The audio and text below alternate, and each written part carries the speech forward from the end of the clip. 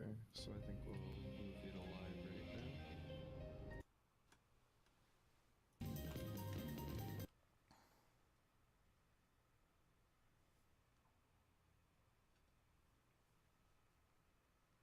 Cool. It's there. What the hell is that? I keep hearing like dare or some shit.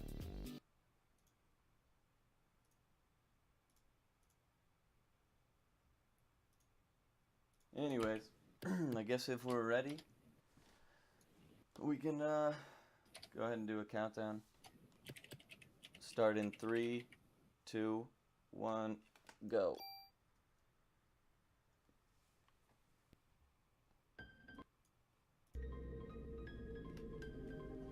I'm trying to think if there's a chance. Yeah, 1 second.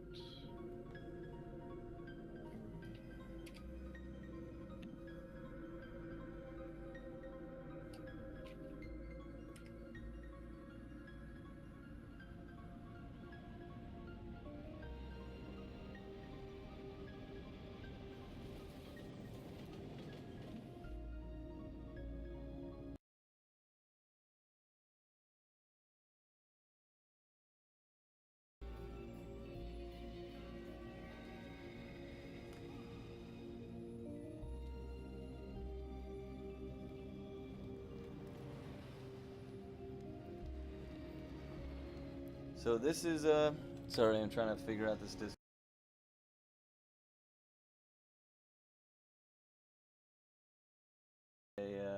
at a survival horror game, but it came out a lot like Final Fantasy. At 3.5 hours, it should really only be like 3 hours and some change. Like it shouldn't be that long, I hope. That would mean that I'm doing something terribly, terribly wrong. I don't even think the first run I ever did of this game was 3.5 hours.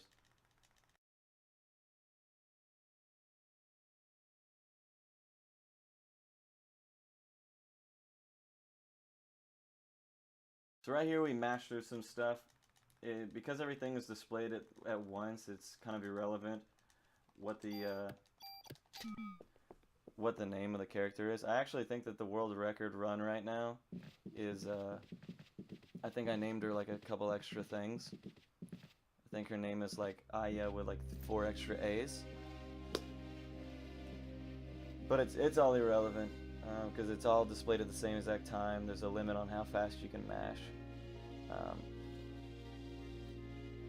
I can definitely turn it up. Do you want the game or my voice turned up?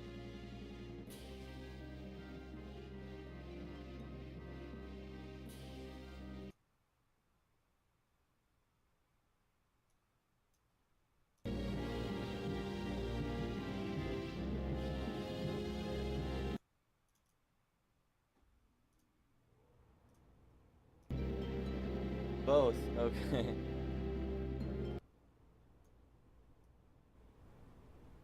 I just I don't want it to like start humming like my microphone. It's not.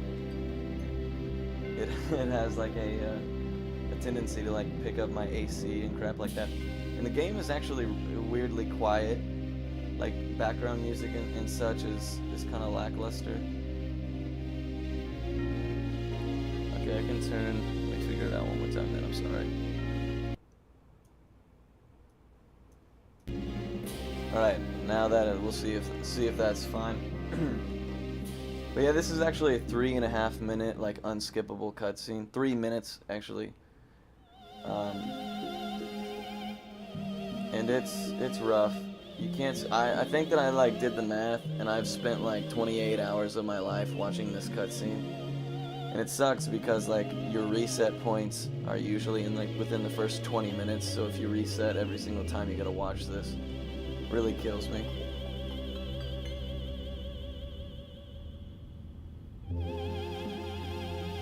Does this game involve nanomachines? No, it doesn't. It doesn't. Not that I know. You know, I actually know very a shameful amount about the story. Like it's I'm not super deep into the lore because I've only ever speedran the game. I played it a little bit as a kid, but I learned the route blind because we have like really good notes. So if you want to learn the run blind, you can absolutely do so. So as far as like deep lore, I only know like what I've managed to catch through like mashing of text. Am I going to save Eris? Definitely not. Yeah, it's funny you mention it. This game was actually made at the exact same time as Final Fantasy VII, and their releases and production team got staggered because I guess there was like a death within one of the heads of development or something like that. But yeah, so you'll see a lot of really similar Final Fantasy VII situations, like Eve, the character models, and things like that. My Twitch is Professor_Palmer. Basically what's listed, but with an underscore in between the two words. So right here, you pass the first boss. It's this chair. If you don't, if you're not careful, you'll run into that chair and you'll get stuck, and then you'll have to reset, which is a bummer because you just watched the 3.5-minute cutscene, you know, and you're here, you're ready to fight some stuff. And then the chair just gets all up in your... The chair is the gatekeeper. So right here, all we do is just hope for good ATB. And we didn't get it, so we punch her with the stick a little bit. This fight can either take 4, 5, or 6 hits, depending on your luck with crits. I've only ever seen a 4-hit fight once in about 600 or 700 runs. 5 hits pretty common. 6 hits sucks. So right here we took that damage from the first laser because it actually speeds up our ATB a little bit. So this is a 6-hit fight, so that's garbage, straight garbage. In my day of being really, really crazy and picky about resets, I would have probably reset over a 6-hit fight, but these days it doesn't really faze me. Because this game has so much RNG in it that like the 4 seconds or whatever you lose from it's kind of irrelevant. Reset, exactly. This game is so and you know what? Maybe it's just my attitude, because it's only a 3-hour game, and I came from running Final Fantasy IX, which is like obviously much longer. And so I was like, resets, yeah, whatever, not a big deal. Whereas the other people who run this game are like, whoa, no way, dude. So right now we jump in this hole. We're running around in heels. You'll notice that she runs at an insanely slow pace. Got a little child giggle right there. Good shit. Sorry. Good stuff.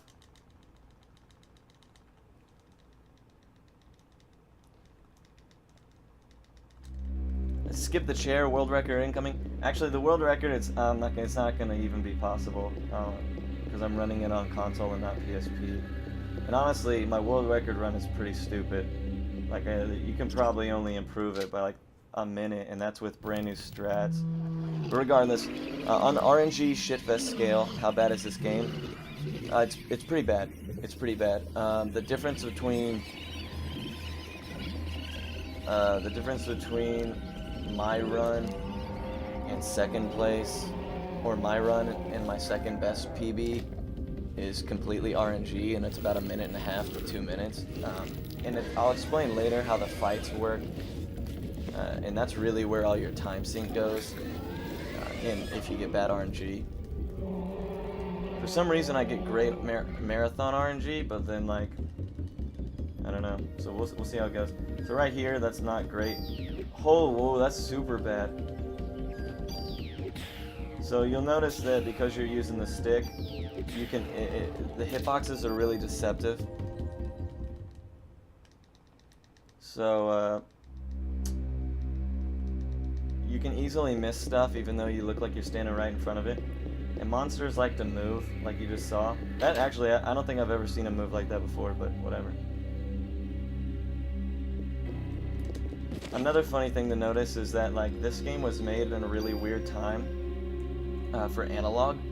So like analog had just been introduced, but the game had already been made. So they, instead of just incorporating it, gave you the option to have analog on or like the D-pad on. You can't have them both on. You can only have one. And because menuing is so much easier with D-pad, we just use D-pad, or at least I do. Some other people have different preferences. So yeah, you can't have them both at the same time. You gotta choose. And there's a lot of screens in this game where like analog movement would be super helpful. And that screen that I got that key in was actually one of them.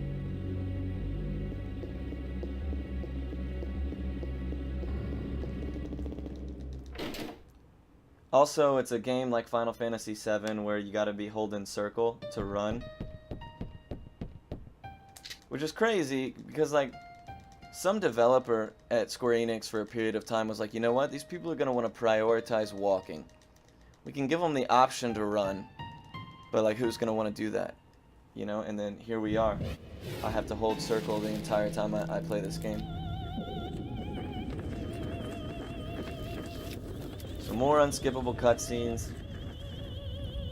We're gonna fight her with the stick for a little bit longer. She looks a little bit more Cher-ish at this point. Doing some mashing.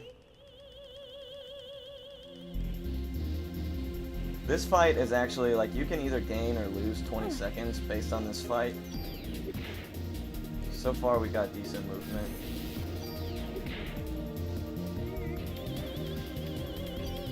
Ah, unlucky. Unlucky. You don't want to, you kind of want to wait for her to attack, because otherwise she'll like, if she's close enough to you, punch you in the face, and it hurts. And you'll notice here that I'm taking contact damage occasionally. So if you bump into an enemy, you'll take damage for running into them, and it'll like give you like this 0.25 second stun, which can sometimes like make you miss or throw off your ATB and stuff like that. That fight went alright, I guess. We only missed once.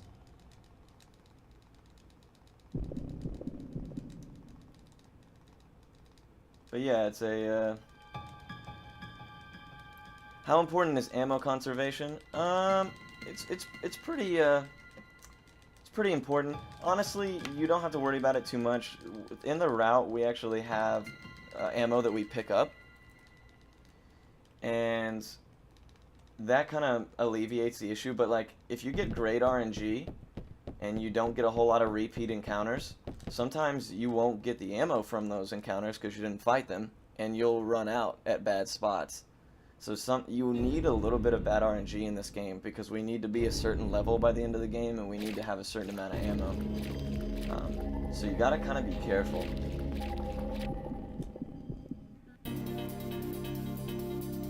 But usually, all things being equal, you shouldn't ever really have to worry about it.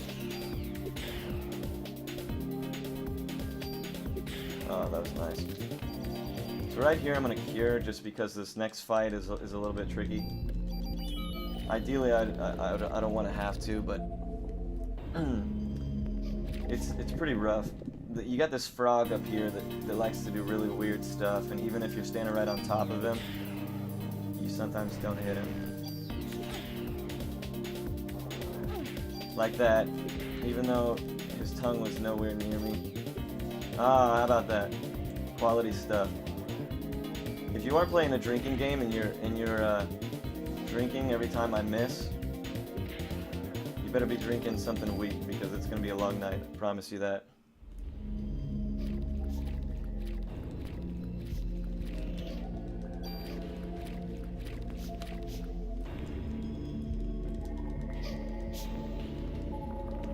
The speed administration. Yeah, no, this game is man, it's fun to play, because there's a lot going on that you gotta kind of think about.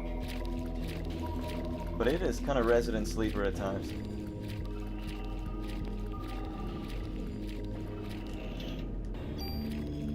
So right there, you open that chest, hope you get offense too. You never do, so you come into this room, lose 10 seconds, 12 seconds.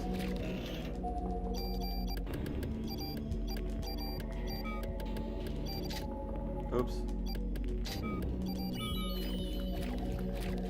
Reset. This is awful. This run is terrible. It's all my fault.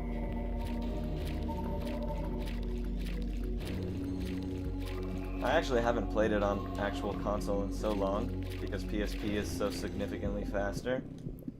And there's actually a couple of weird differences I'm starting to notice. But yeah, this is the first point where we switch to the gun. Right there, you can get really lucky with how that fight goes. Or if you get 2 crits out of every 3 shots on both of these frogs, you save like a crap load of time. Obviously, that doesn't happen because, you know, good luck in this game just aren't really synonymous with one another.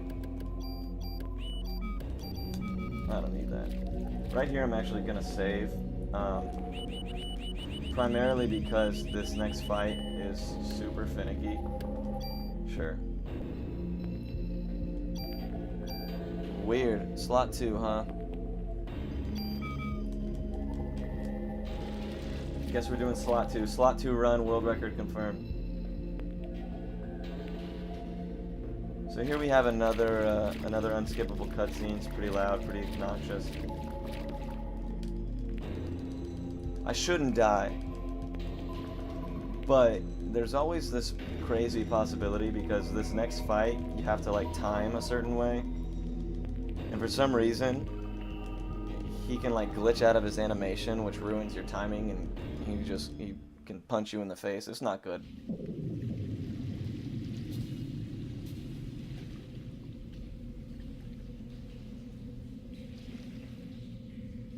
Any way to improve your crit chance? Yeah, actually, kinda. So every weapon in the game has like a range on it. Guns included, and the different types of guns have different types of ranges.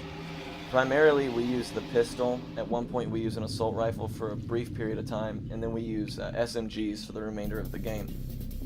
Well, they all have like a mid-range to close range crit range where they do a lot better. So it's ideal to be a lot closer. If you can afford to be like right on top of what you're fighting, your crit chance and your accuracy are going to be at their highest. Whereas if you're far away, you're gonna miss most of your shots.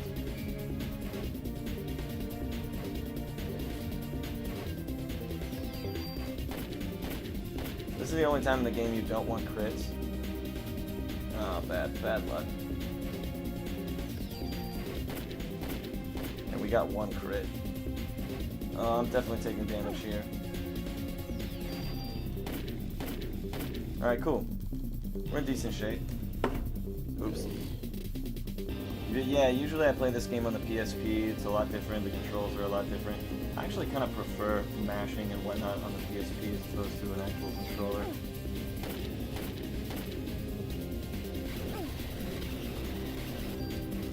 Right here, I gotta pop a heal. That's one of the scenarios where taking contact damage really screws you because if you get stuck, and if it's immediately followed up by an ability, sometimes it's a world of hurt.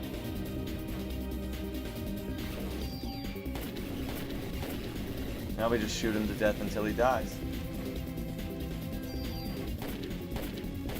Nice. Okay, so that went alright. I mean, it wasn't the greatest ever, but it was alright.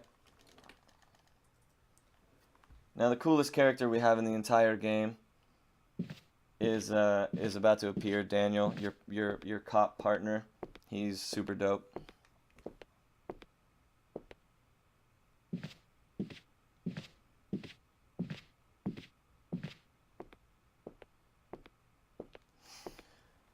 Oh, goodness gracious.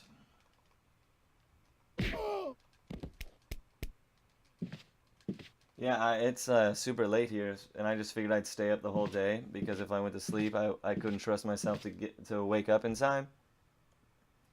But like when my kid wakes up, 2 hours after I finish this run, I'm gonna regret it, but it'll be all good. So yeah, we mash. And you'll notice here that Daniel, anytime he's ever driving, he's driving like the speed of light because you can just see everything blur beside you. It's pretty wild. Just one of the cool little quirks about this game.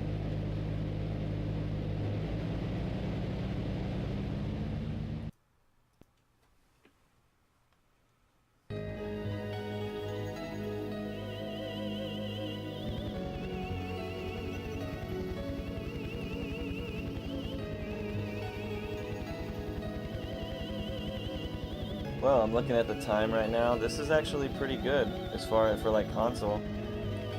Like I'm only like 35 seconds behind, like a really good pace. So I'm pleased with it. I didn't start my split timer like an idiot, but whatever. It's kind of irrelevant. Did you see him just shift? Yeah, oh man. If you think he's a legend now, he only becomes more legendary throughout the game, dude. He is a straight monster. Total god. In the end of the game, he does some of the wildest stuff you ever seen in your whole life. Promise. Here we say no to saving. So this is where you would split. We really only have like 6 splits in the whole game because the game is broken up into 6 parts. And then here we mash a little bit more. It's worth noting that if you plan on running this game, that first of all, don't, because it sucks. Yeah, it just sucks. But right here, you'll notice that like I can't accept this item because I'm pushing more than one button. So you have to make sure that you time stuff to do it as quickly as possible, but also not be pressing multiple things at the same time. That's one of the little, you know, tiny quirks that are really annoying. Another one I'll show you right here is doors. Doors, like if you don't do them correctly, you'll just slide right across them like this. And new players, like I watch people play on Twitch, and just casually, and they'll think that like you can't go in that door because like they can't get into it. So that's one of the biggest things about learning this game is you got to be really good with your timing. You have to like at the handle of the door immediately move in the direction that the door would be taking you, as opposed to just running into it. You know what I mean? Like the triggers are stupid. So yeah, not sliding across doors, not getting hung up on menus and things like that. It's just some of the small little adjustments that make a big difference. And right here we got these faceless dudes with ponytails that give you guns. It's pretty dope. It's like a video game equivalent of Oklahoma.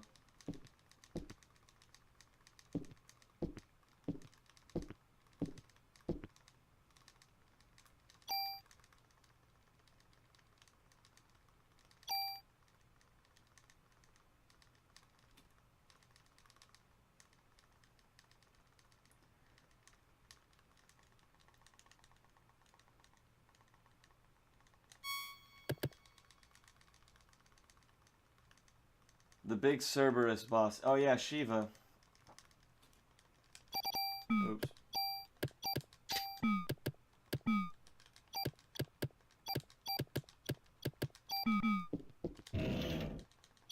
Yeah, Shiva is she is quite annoying. She's actually one of the most dangerous fights in the whole game. In the route that we use, just because like I don't pick up the revives in this game when I do my runs, like my world record attempts and whatnot. And Shiva has a tendency to like just really be annoying, and if she wants to, she can do a lot of work. But that's not until day 3 we fight Shiva. So we'll see how it goes. But I'm gonna pick up the revives obviously in the marathon run just to be safe. There's a couple of things I'll pick up that I wouldn't usually pick up, and the revives are definitely high priority. I've actually never died in a marathon run, but now that I just said that, this might be a little bit interesting. The zoo. Yeah, we're actually about to get to the zoo, so you didn't make it far, man.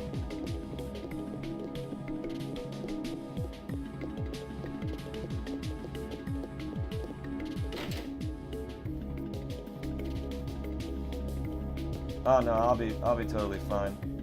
I run on like a limited amount of sleep anyways, because I do have a 3-year-old. But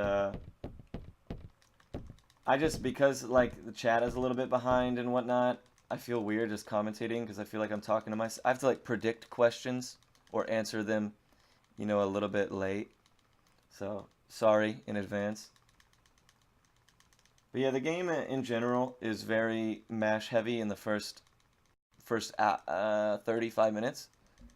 So if you screw up Central Park or you die or something and you have to reset, it's really annoying because you have to wear yourself out mashing.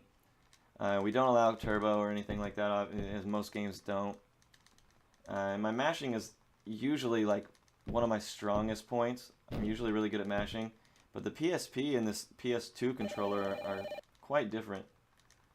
Taking some getting used to, that's for sure. But yeah, unskippable cutscenes, tons of mashing, tons of RNG. Like, this is a freaking speed game, boys. This is the cream of the crop. Like, Ocarina of Time, who needs it? SM64? Yeah, what a joke.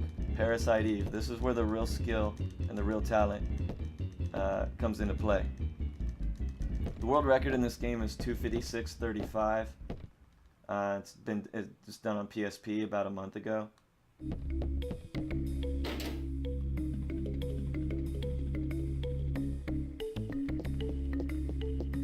Why would you do this to yourself? I don't know, man. I'm not a big fan of me, I guess. Ever since I had my kid, I mean, I've just been going down this road of self-punishing all the time. So right there, I had to make sure that I did that correctly, because it takes like 30 seconds to go from one place to another.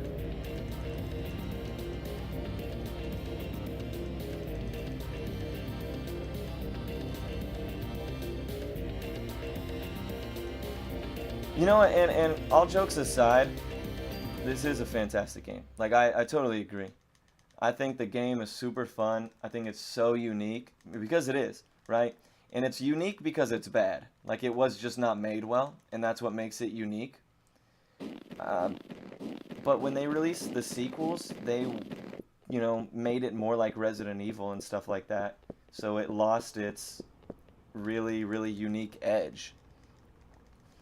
So if you like Resident Evil, you'll like the sequels probably more than this. But I'm just not a crazy... Like, I enjoy the turn-based aspect of this, as I enjoy most turn-based games. So, like, if you're a Resident Evil fan before you're a turn-based fan, then you will like the sequels probably a little bit more. The third birthday is one of those things that we just pretend doesn't exist. It was the third game, and it was on PSP. Yeah, so yeah, I've never played it, but the community is pretty much in agreement that it's not a Parasite Eve game. We've disowned it. This was before Final Fantasy VIII, actually. This came out right after 7. So this was technically the first game to like really utilize like the polygon models.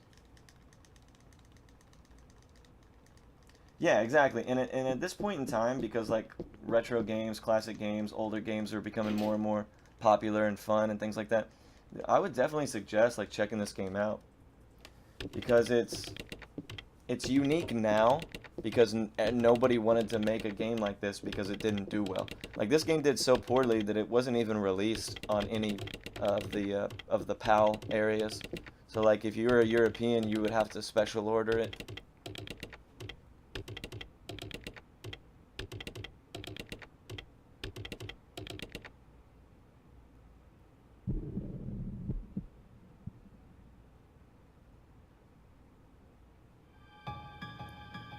Final Fantasy IX. Oh yeah, I think that Final Fantasy IX is one of the greatest games ever made.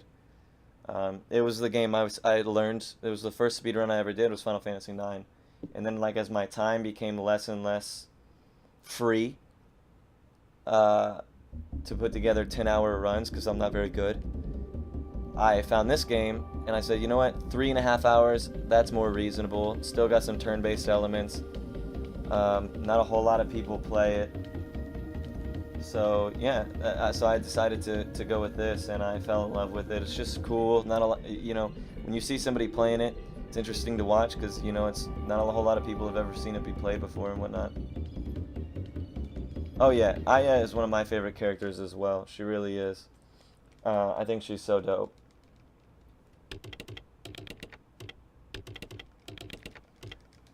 And I like her name, you know, Aya. Like, if I got a dog, like a cool dog, I would name it Aya. You know, that's a cool name.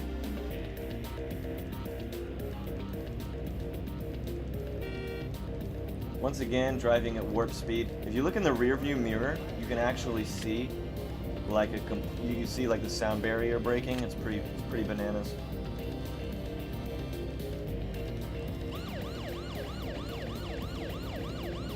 You see he's got like that nice cassette player right there, ready to rock.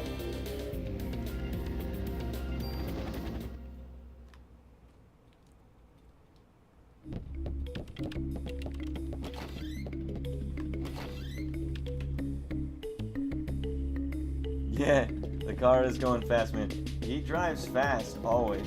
Anytime you're in a car, dude, you're going at straight up warp speeds. Straight up Star Wars business.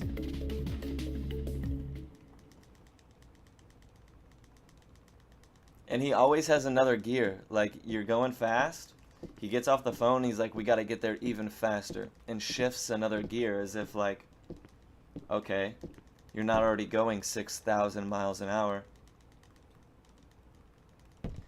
I like this scene right here because it looks like it's like a map of what became Grand Theft Auto Vice City. And then just like a really blurry picture of like a real person. It looks nothing like any of the characters in the video game. Cracks me up.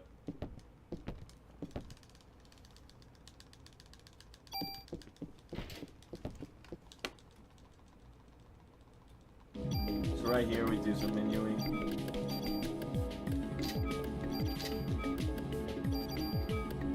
I should have done that backwards. Okay, make sure that's correct. Yeah, menuing in this game is really odd. Some people don't like to sort their menu. Me and Primus, the other guy that's, you know, a real, he's like written all the notes. He takes the game seriously, like the same way I do. Pretty much the only other one. We both sort our inventory, whereas a lot of runners choose not to, and it's like this, you know, whatever you enjoy doing, go ahead and do it. But if you're not careful and you sort, like you saw me sort there, I should have sorted last because it'll throw off like your muscle memory. So right, I had to watch myself, otherwise I would have modded the wrong gun, and when you mod a gun it gets rid of the one you're transferring stats from. So it would have been a really interesting speedrun at that point. I might have should have just done it. It would have been hilarious. We might have filled the 3.5 hour estimate at that point. I've never not done this area with the M16A1. What percent of this game is menuing? Not a lot. If it was, then like I would not be decent at this game at all. I say that during the period of time where I was like pushing to improve the world record to as good as it could possibly ever be, like I was on fire for a few days. But there's still small mistakes, and the biggest thing is like muscle memory doesn't always help you, because like the things that get dropped from creatures can sometimes differ. So sometimes they drop, you know, things that they're not supposed to drop, or they drop multiples of things, and it throws off where everything is positioned in the menu. So you can't, you know, always rely on like super muscle memory intensive menuing. Sometimes you have to slow down. So right there, we got the medicine 1, which is an 80% chance. It's very good. This is actually the first time my ex-wife makes an appearance in the game.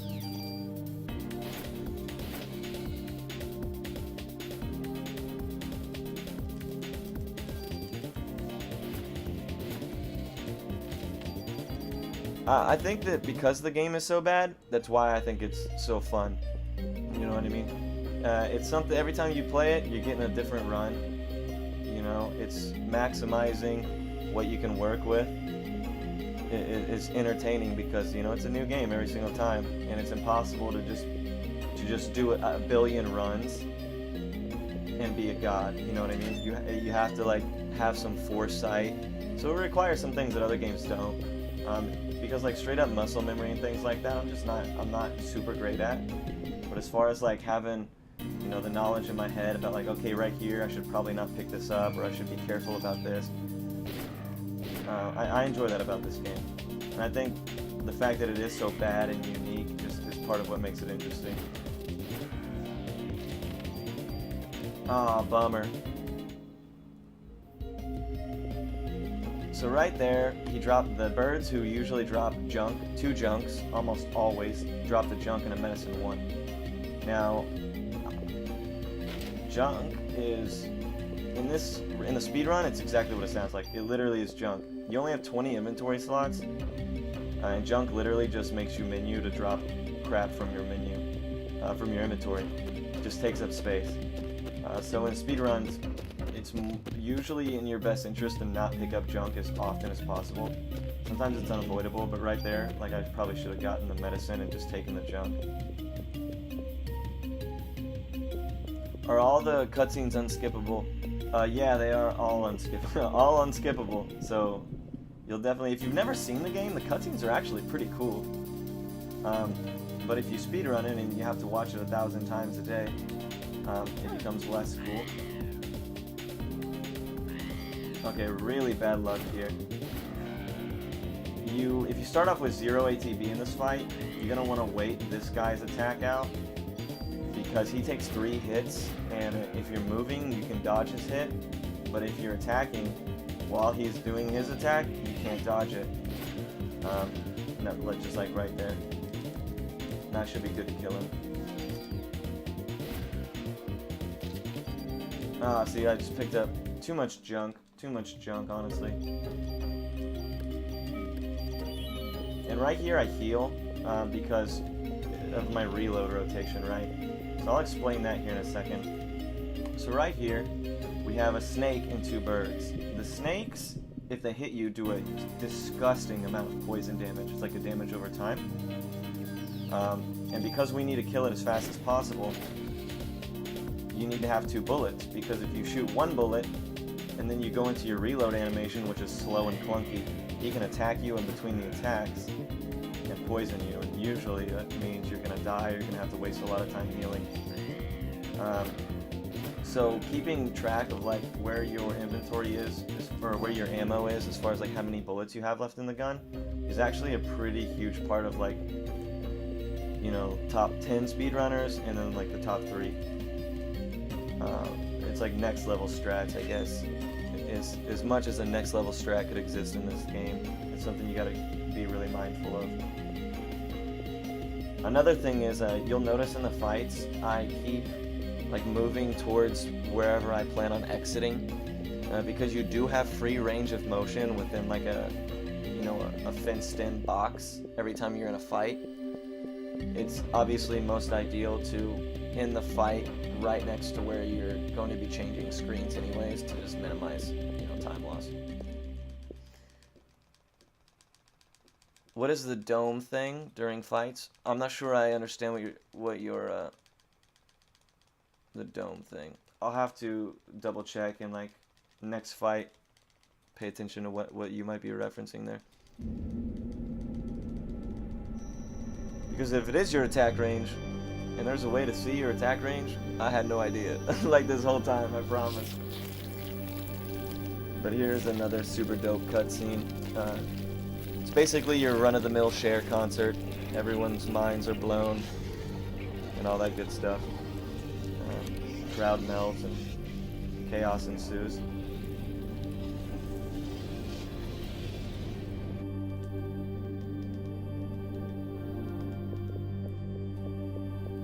You'll see me a lot of times, like stutter step.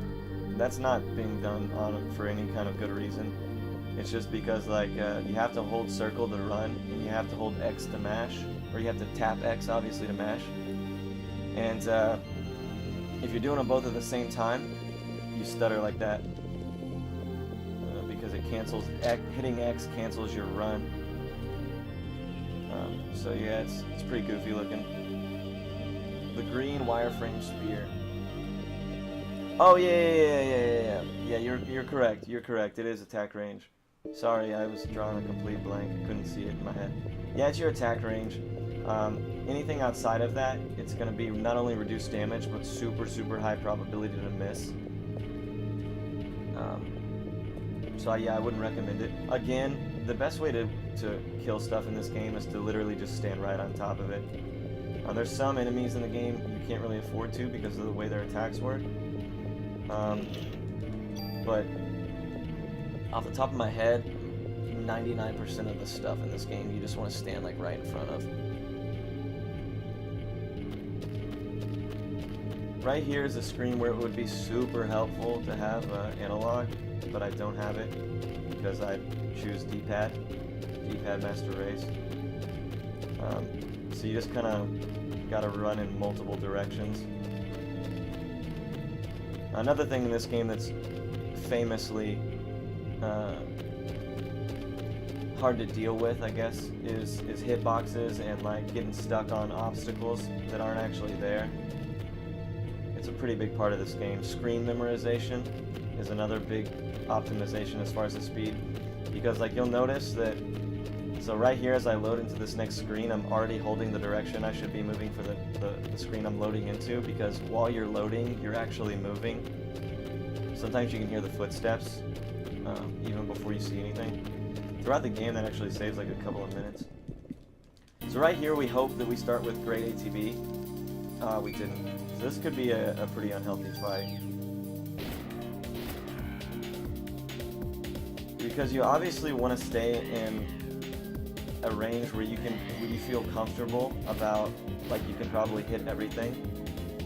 But birds, they have the nasty, like they can bump into you on top of attacking you and like stun lock the crap out of you if there's multiples. And then they will fly away sometimes and like outrange you. So it's a super annoying thing that they do. Birds are like one of the worst things to have to fight.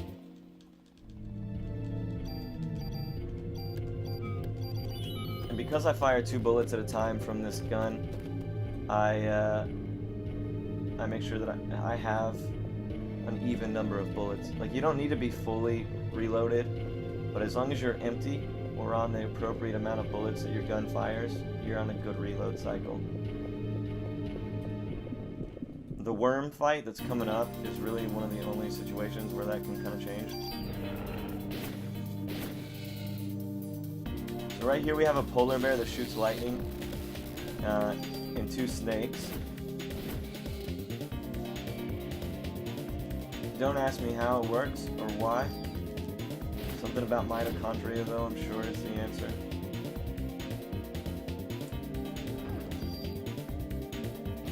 Right here we should get a lot of ammo. Yes, thank goodness. Yeah, the soundtrack for this game is actually quite excellent. I'm a fan, for sure. One thing I didn't mention that is kind of important is your PE, your Parasite energy, is your mana, essentially, in this game. And it recharges while you're in battle, just automatically. Oh, nice. Very lucky with crits. And you know, you use it mostly for heals. Later on in the game, we'll utilize haste a little bit, energy shot, and at the very end of the game, liberate, which is like your finishing move. But other than that, ooh, that's really lucky. But other than that, like a lot of the spells you get in this game are like noob traps. They'll like drain your PE entirely, or they take a long time to cast, or they just don't do a whole lot.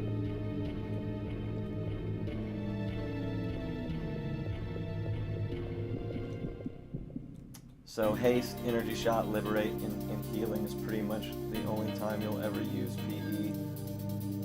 So right there we go behind that. I should have probably killed him. Yeah. We walk behind this guy because he likes to use poison attacks if you're behind him, which is super handy because they're easy to dodge. Otherwise he has like basically an undodgeable little whip smack thing that he does. And you don't like dealing with it. Okay. So right here I'm going to sort my inventory, get rid of the junk.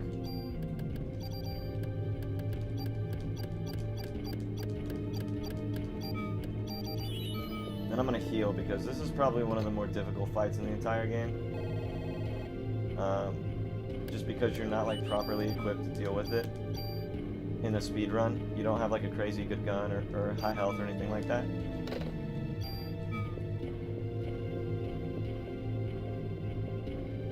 But I'm actually going to try a new strat I came up with that's super inconsistent, but if you're really lucky, will save you a good amount of time. And it's already wasted. I can't even do it because my ATB was so bad.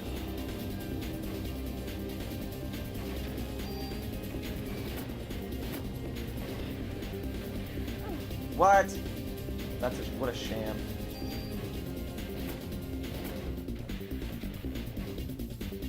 these guys are a little bit odd in the way that they do their attacks. You can kind of like bait them. Oh, that's actually really lucky. That's exceptionally lucky that that happened. I'm gonna wait for this guy to come back up. When they come up and they don't attack, they will immediately come back up again. Every single time, 100% of the time. And you want to kill them in a certain order. At this point, it's pretty much gone to crap because I started with such a bad ATB. But I'm going to still try and keep the strat because it's healthy. I won't die.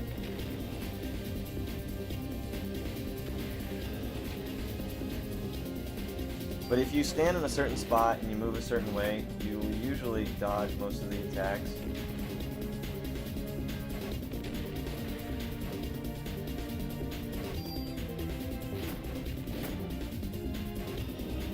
See, like this guy's gonna pop right back up.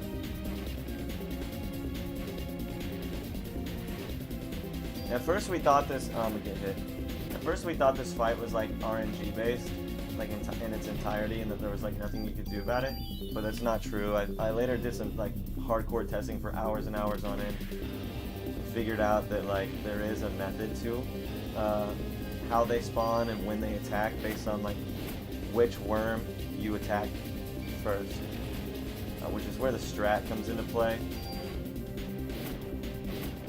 Ideally, you want to kill them while they're both up, because as you kill one and they go underground, the next time that one comes up, it's going to be super high health. Like you see this right here. You never want to see this big worm, and if you do, you just gotta slow down and kill it because it's got a lot of health and it does a lot of damage. So yeah, all in all, this worms fight is just dreadful. But it should be one more attack round. And then we get Eve, which is super fun.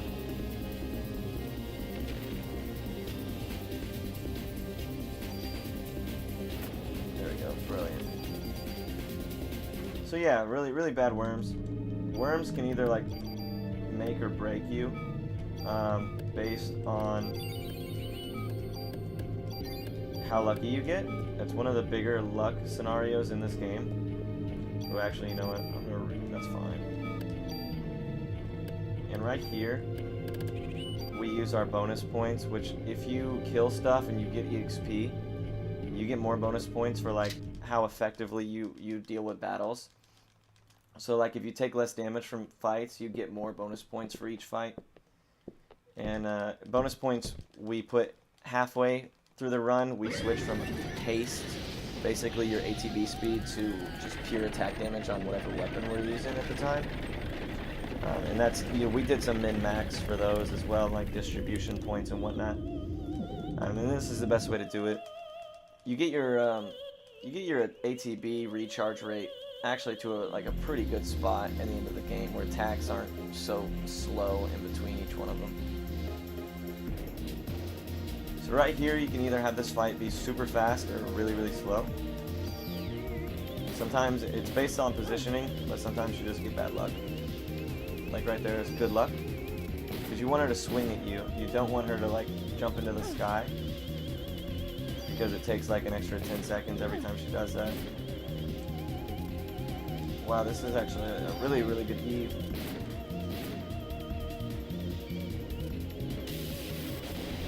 So there's her jumping into the sky. Like if you're new to running the game and you're scared about dying, having her go up into the sky is really nice, because it's a lot easier to dodge her attack and make it through healthy. But ideally, you want to be done with that fight in like 25 seconds max. But if she goes up just once into the sky, that's pretty much wasted. Yeah, the horse this entire time is on fire, just running through like the longest street in New York City. It's bonkers, man. New York goes hard. Actually, the Christmas of '97, like this is based on a true story, so if you were in New York at the time, you might have remembered this, I don't know. Never been to New York. I feel like this game has showed me enough to where now I kind of never have to. 48-24. Yeah, that's pretty, that's not terrible considering how Worms went. So now we mash. We chill. It is nice, like if you don't mind mashing, and you're only doing like one playthrough without any resets. So basically like a safe bet is 4 hours, and that's really generous. It's kind of a laid back game to speedrun. You got a lot of breaks. Unfortunately, you can't really use the bathroom in most of them because they're not long enough. But as far as just kind of like laying back and taking a breath and chilling, not a bad game. So if chilling is something that you hold near and dear to your heart, but you also want to be a pretend speedrunner, boom, Parasite Eve, there it is.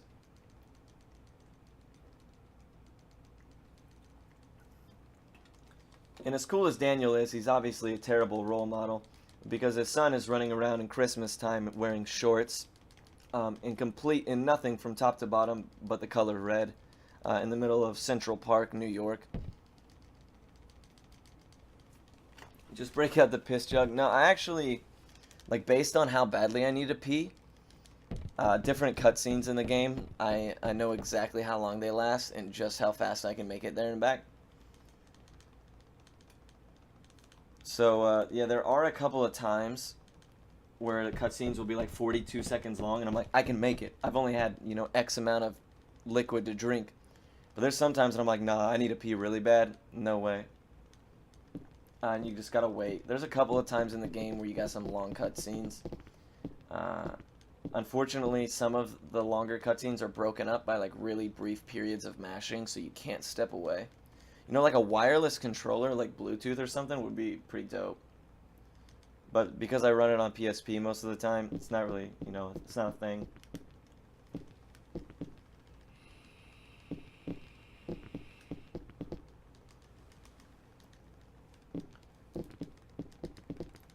So yeah, this is a Final Fantasy game, so they had to throw Shiva a bone and name the dog Shiva, but professional speedrunners wet themselves. I can honestly 100% say that I've never wet myself while running any game. But then again, I run Parasite Eve, so like, is it really a speedrun? Nah.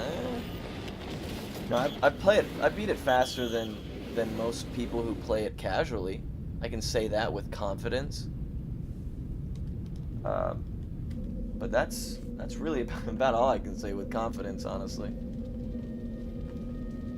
Professional speedrunners wet themselves. That's something I'm gonna speedrun your piss. Now there's sometimes when I'm like, hurry! I only got this much longer for this cutscene, and I'm like forcing it out, and I'm like, dude, this can't be good. Like I'm gonna get some urinary tract issue because like I wanted to shave seconds off of a Parasite Eve run nobody's ever seen. Like hot dog, priorities.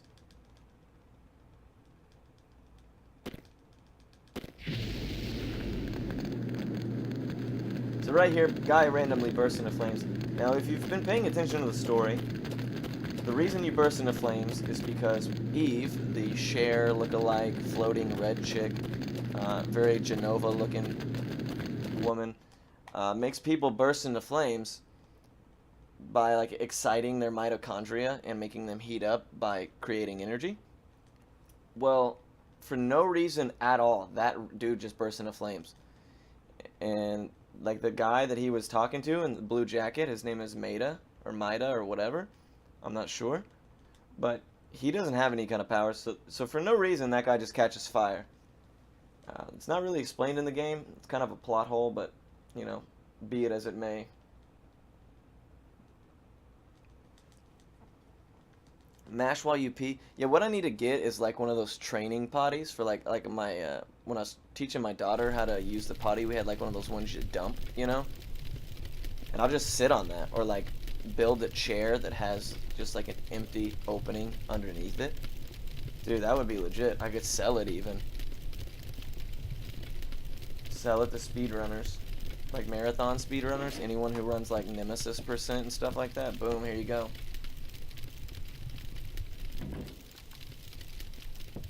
So this is your standard New York City apartment.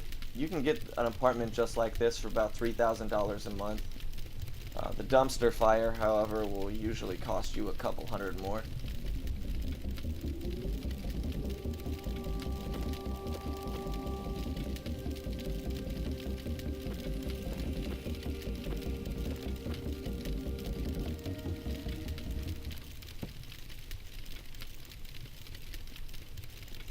came too close to a restricted area. That's possible. It's possible. Yeah, I don't know. That's the best explanation I got, honestly. You'll notice in this game that anytime that there's like a TV screen or a computer monitor or whatever, it's always flickering. You know, I'm sure that's to add effect, because like in the late 90s they didn't have a whole lot.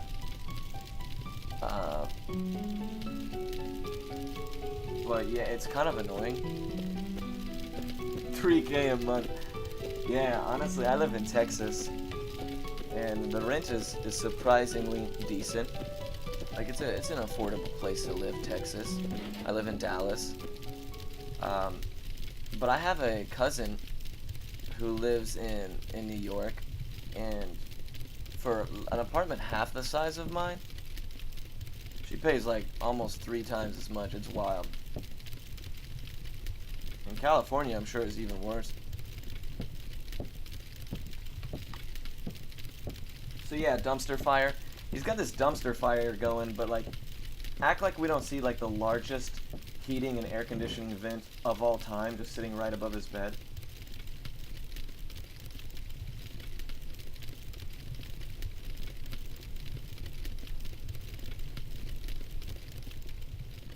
Got a lot of liquor bottles. Pretty run-of-the-mill New York stuff. 55 minutes, wow. I'm impressed that this pace is this pace. So you'll see that the dumpster fire is actually entirely cleaned out, and somebody has like painted the wall, I guess. Looks quite a bit different than it did the previous night. I don't know what she was doing. So we have Maida out here, really questioning, you know, what is life, just sitting on the side of the road in a suit, or at least a blazer and a tie.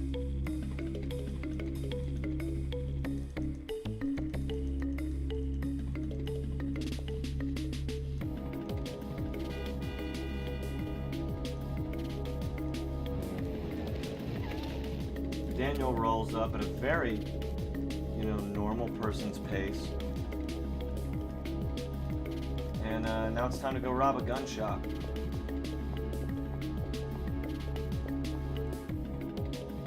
Oh yeah, it was the cop on fire earlier. He just brought him home with him. Nice. So right here, you'll notice Daniel in the super dope, awesome dude that he is. Straight Angelina Jolie's this bullet right around the side of her. He's the man, the myth, the legend, honestly. But yeah, this is literally a gun shop that we just shoot the door open, and then we go and rob the place. We steal all their guns.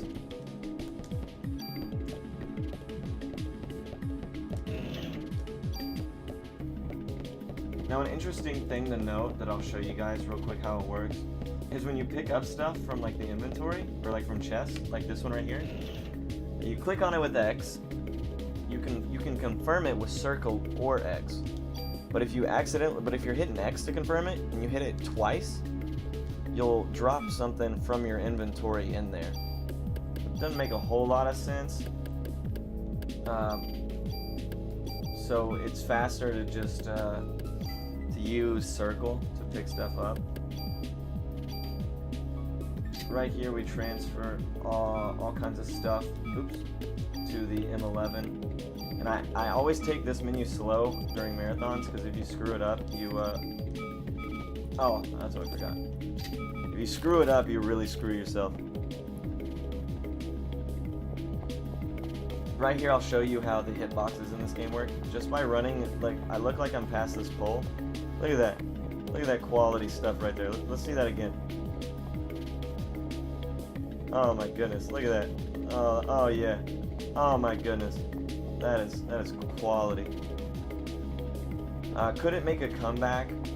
Probably not. And here's another one. Look at that. Look at that. I want you guys to clip that and zoom in. You're not even anywhere near that light pole. But I always like go way out of my way to make sure I dodge it. But I'm sorry, back to the point. Could it make a remake? Like, could a remake work? I doubt it. Just because of like how uniquely bad this game was in its design, that made it like the cult classic it is now. Because the other Parasite Eve games didn't do very well. Parasite Eve 2 was on PlayStation, the original, like this one was. Parasite Eve 3 was put on PSP. And when a game goes straight to PSP and that's it, that's a pretty telltale sign of it not being one of the most anticipated game releases of the year. And at the same time, I feel like it would take away a little bit. Like if they just remade this game and it was the exact same but with just like better graphics, maybe. But it would lose a lot of its uniqueness if they changed it. You know what I mean? So I would kind of be hesitant to get excited about a remake, because a lot of the really poor character design and game design and environmental designs and stuff like that in the game are what makes it super fun to me, what makes it interesting. Because it was obvious they were going for like some Resident Evil style of game, and they just butchered it. They put too much Final Fantasy-esque feeling and stuff into it. And this is what ended up coming of it. And the second one is nothing like this at all. Like it is a Resident Evil carbon copy. So I think that they realized, oh man, this game did bad because it was made in this fashion. So I doubt that they would be super prone to remaking it again, considering it didn't do well the first time. But that's just me. That's just my opinion. I've had many discussions about it though with like my regular viewers and such.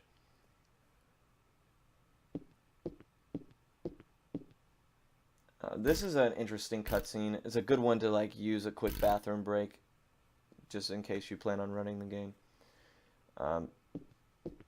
It's funny because you just got this tiny microscope, like a science lab microscope, but you're looking at stuff at like a freaking like a straight up atomic level. Like you are looking at the core of this cell right here. It's pretty hilarious. It's like, where can I get a microscope that size that does this amount of work?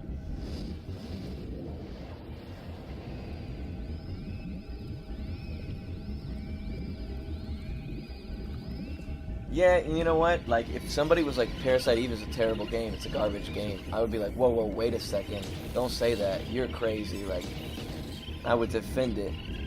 But when I'm showing it, like, I would love to have people run the game. I enjoy talking about the game with new runners and helping them out and coming up with new strats and stuff like that. But once you've played something 500, 600, 1,000, 2,000 times or whatever, like, you develop like a lot of animosity no matter how much you love it. It's just like my kid, love my kid, but there's some days when I'm just like, yo, this whole thing we got going on, not about it. You know what I mean? Third birthday. It's actually the first time I've ever heard it called that, and I like it.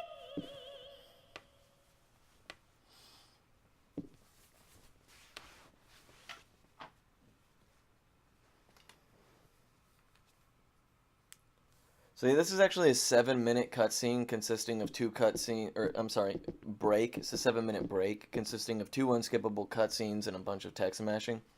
So you literally sit here and you mash, you watch some cutscenes, you watch this screen flicker over here. The only interesting part about this that it's fun to pay attention to is that for some reason, based on like your rhythm of mashing, you're gonna have a 1-second time save.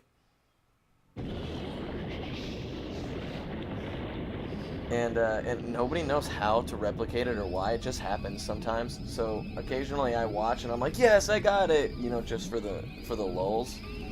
But otherwise, like, you could totally turn your brain off as long as you're just mashing X at a reasonable pace.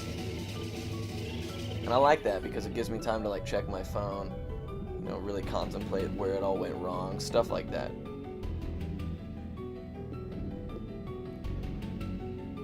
Yeah, exactly. You only, like, my friends, I rag on my friends more than anybody. But if somebody else ragged on my friends, it'd be an issue.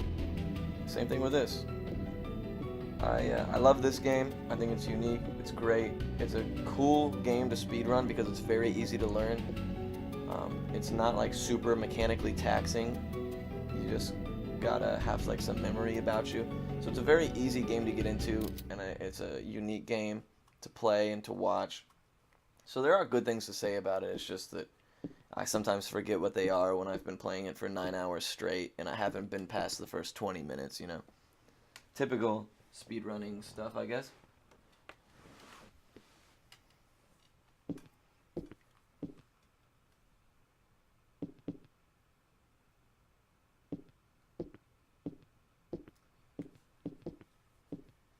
The dude's posture. Yeah, anytime you see Clamp, the weird looking guy in the lab coat, you know you're in for a bad time because you only ever see him during like super long mashing sequences, and that's so annoying.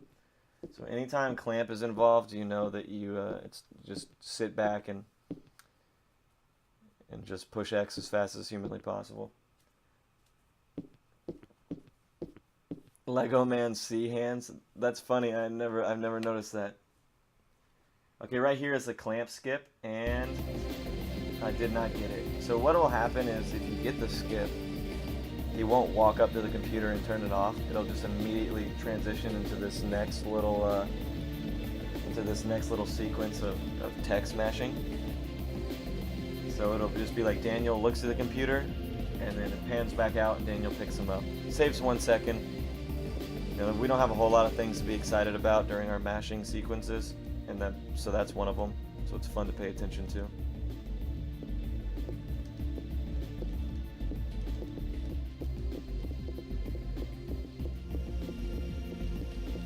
I guess I should have explained how random battles work, since we're going to be coming across the first actual repeat random encounter here in the police station.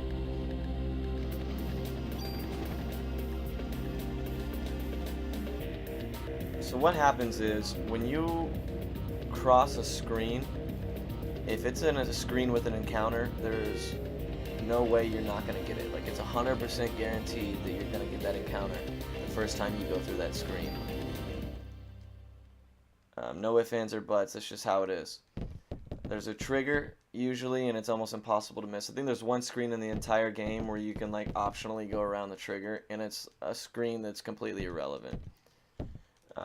However, when you go through a screen, you fight something, you go to the next screen, and then you like backpedal, you go back through a previous screen you had already fought an encounter at, the encounter rate drops, right, in half. So it goes from a guaranteed to a 50% chance the second time you go through the same screen you've already gone through. And if you were to go through it a third and fourth, you know, it keeps halving itself until you have like almost no chance to get the encounter. And you'll see that here in a second, but that is where a lot of the time in this game can go, just completely based on RNG. So this is the screen right here. I'll get the bird and the lizard man.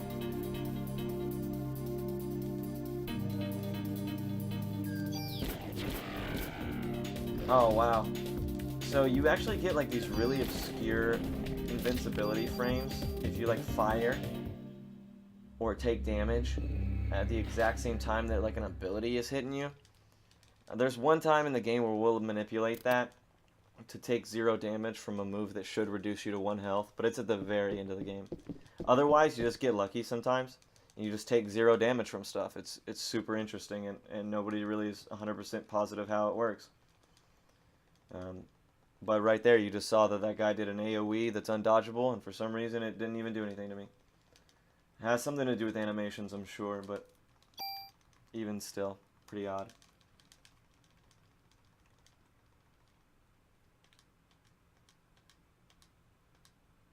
Ah, I can't believe I did that. In my mind, I was like, don't screw this up. So right here, we have to store some of the stuff we don't want. Like those items that Meta gives you, they literally just eat up your inventory, and we can't afford to have them. So far, we are 0 for 1. We have our perfect RNG on encounters.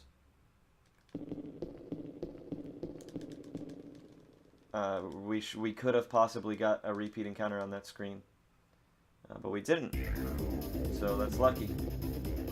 You know, ideally, you want to get 0 repeat encounters of the 2 here in this police station bit that we do. I think that my current time, best time or whatever, I think it has 0 encounters in the NYPD.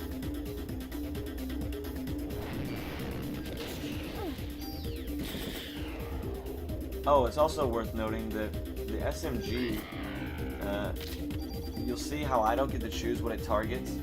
It's because it's entirely random, which is why you kind of have to like position yourself in a good spot to where no matter what it targets, you're probably going to hit it. You know, you don't have a high likelihood of missing. But the reason it does that is because it has this modifier on it that instead of firing 2 bullets, it has a pretty high chance of firing a 3rd one as well. I mean, you see that it fires 3 bullets more often than it fires 2, in my experience. For some reason I keep hearing my follower notification go off, even though like my OBS doesn't have that plugin loaded. Weird. So sorry if you keep hearing like weird snippets of the gorillas. This is the second time. Oh, so 0 encounters in NYPD, 0 repeat encounters at least. That's pretty good. But yeah, the SMGs reload really fast, they fire really quick, and their ATVs are insanely fast, which is why we use them more than any other thing in the game. And the random targeting really only screws you up on one fight in the whole game.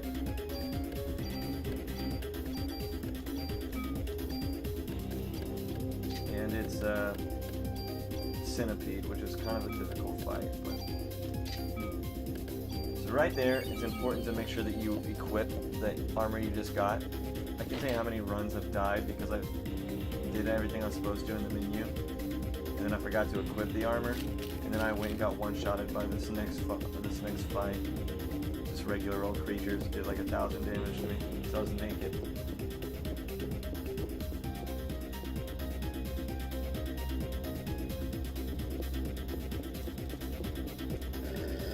Well, yeah, this is Parasite Eve. You do a lot of this. The game is actually, like, a lot of the fights have really interesting strategies and techs that are hard to see. It's really the same with running any RPG. Like, I got a lot going on in my head, but as far as, like, what you actually watch on the screen, you know, it's impossible to see all that information that you're kind of, like, weighing and thinking about. So it's not as boring to actually run as it is to watch sometimes. These guys have a move that is so bad. It will slow you if you get hit by those webs. So it's worth actually missing if you have to, just to position yourself away from those webs, because they literally half your ATV, and it lasts for 4 turns. So it's rough.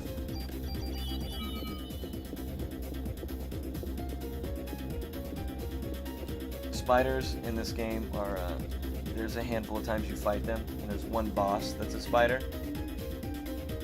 And man, those slows and poisons in this game, and blind, those 3 things are so annoying to deal with. If you're a fan of dogs, this cutscene might be a little bit much for you.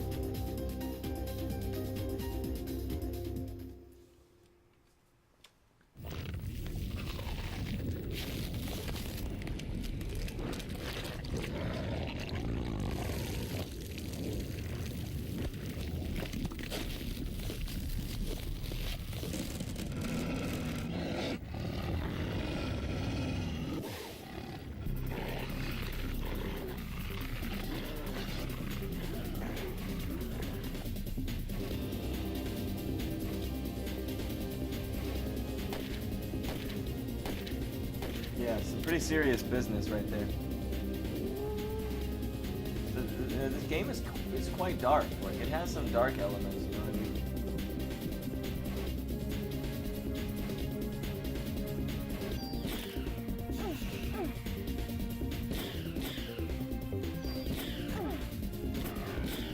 Oh man, this is unlucky.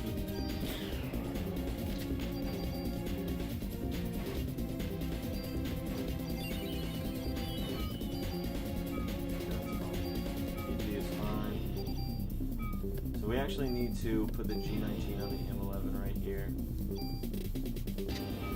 Make sure I do that correctly. You need absolutely every single gun. So it's very, very, like in a marathon setting, you're going to see me slow down those menus by a lot.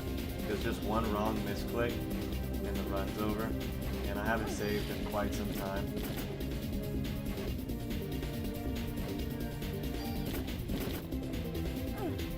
This guy sucks to deal with. Okay, no, that's not bad.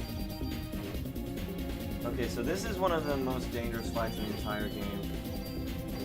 I'm gonna reload to full. I'm gonna give myself every possible chance to not screw this up, because Shiva can kill you. I have 2 revives, a lot of medicine, and I'm not afraid. Like, I'll waste a turn to heal if I have to. But in a, you know, if I'm on world record pace or whatever, this fight is literally like one of my biggest reset points, because not only can she kill you pretty easily, but you can lose a lot of time if she decides to heal herself, which you have no control over. So it sucks that she opens up with that, because that move, no matter what, it's undodgeable, and it will always reduce you below half health. So right there, you saw me use a strategy that's really important in the game. The vest we have on now will automatically heal you with your strongest medicine. If you fall below a quarter of your HP. And so I know that 40, anything below 40, if I take contact damage, which will always be 10 from Shiva, it will heal me. My vest will heal me to a point where I'll no longer be in death range.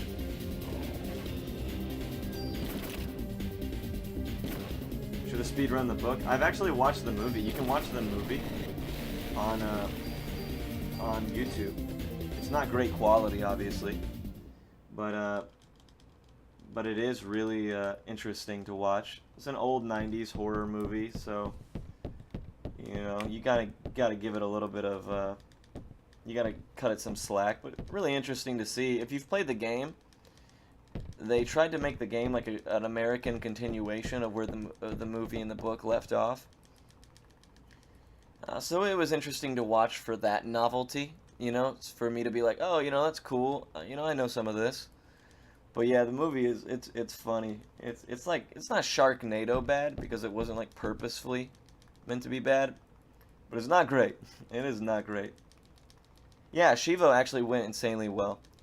Shiva can heal herself for a little over 100 points of damage, or points of health, I guess, which is equivalent of about 2 turns. And there's no way to make her stop doing that, or determine how often she's going to do that, or anything like that.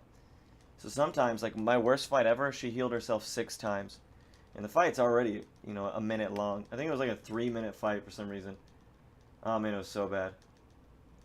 Usually 1 heal is fine. Anything more than 1 heal is a bummer. And in that fight we got 0 heals. So super nice, super good Shiva, pretty clean. Every attack that she did brought me below a good amount of HP so that I could use my vest to force heals. So yeah, really happy with how Shiva went right there.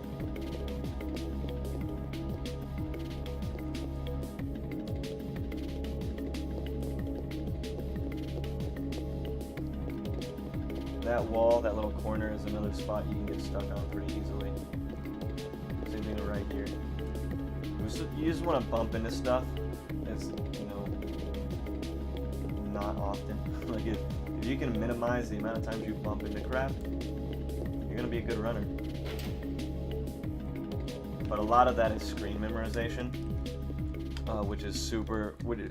5 to 10 minutes between like my first run and my second run came on just on screen memorization, because you can be moving as you load and stuff like that, and you know how you have to move to not run into stuff, and you know, it helps quite a bit. Also, like if you move the wrong direction and go across the wrong screen and you force a fight that you shouldn't have to take, that could take like a minute, in the hospital especially.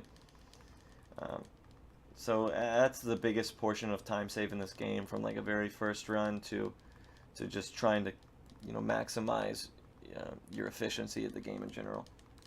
And then like the smaller, minute changes are, you know, menuing how you handle fights and things like that.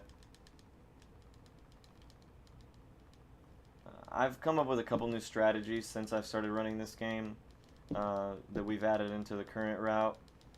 But otherwise, like, the game is routed as well as I think it possibly can be. Like, barring some huge cutscene skipping ability or something like that.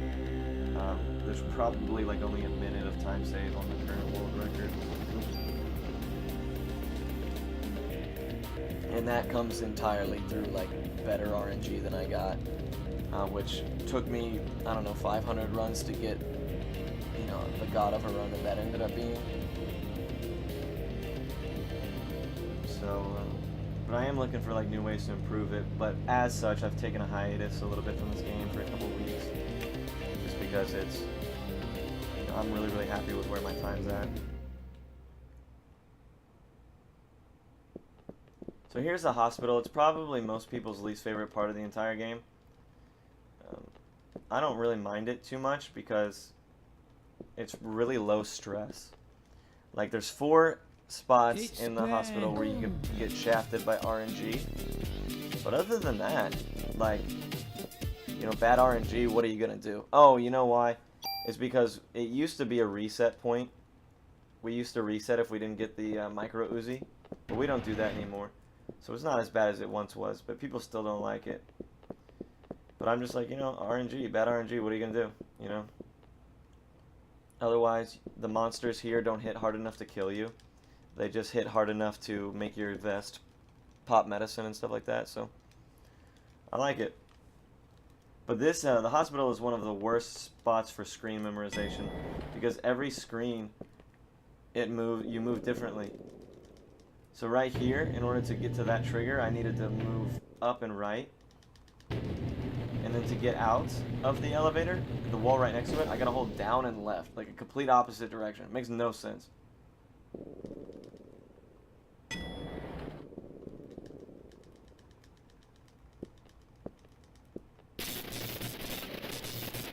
For some reason, we decided to go to the basement first. We went into the hospital, and we thought to ourselves, we should probably check the basement. Not sure why. I didn't even know hospitals had basements in most situations, but in Texas nothing has basements, so I guess that's my fault. But yeah, then the power gets cut off, and now we gotta like scale the entire building. It just seems like a real inefficient way to save the world, you know, when time is of the essence, to start at the basement. I don't know. But here we pick up just a couple of things. Nothing too special. Actually, in that room right there, if you go too far up, which is why you saw me like hug that corner, if you go too far up, you get a fight.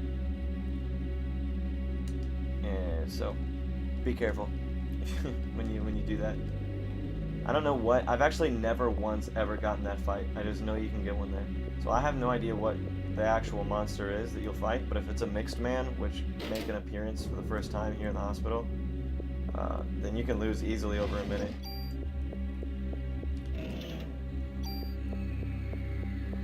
The sewers is worse. Oh man, the sewers, don't even get me started.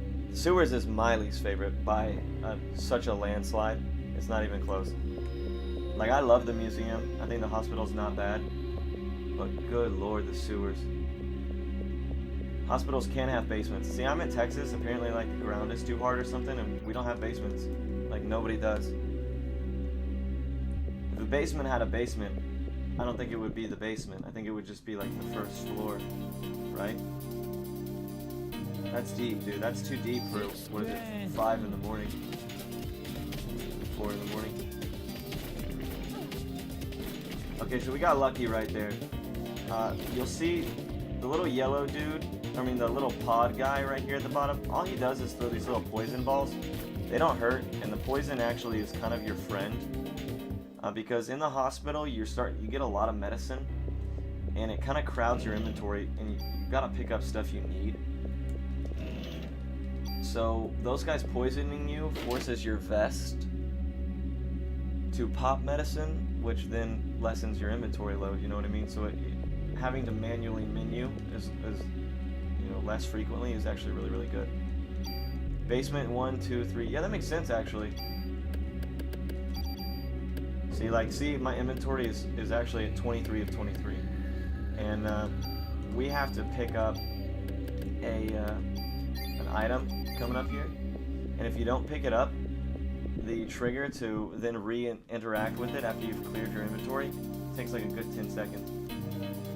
So usually you want to try to you want to take like a calculated amount of damage, I guess is what I'm trying to say. And these guys that poison you actually help you do that. This whole fireball chucking guy though, he's kind of annoying. Because that fireball, like the longer it's on the screen, does more damage. I've had him like just chunk me with crits and end like world record runs.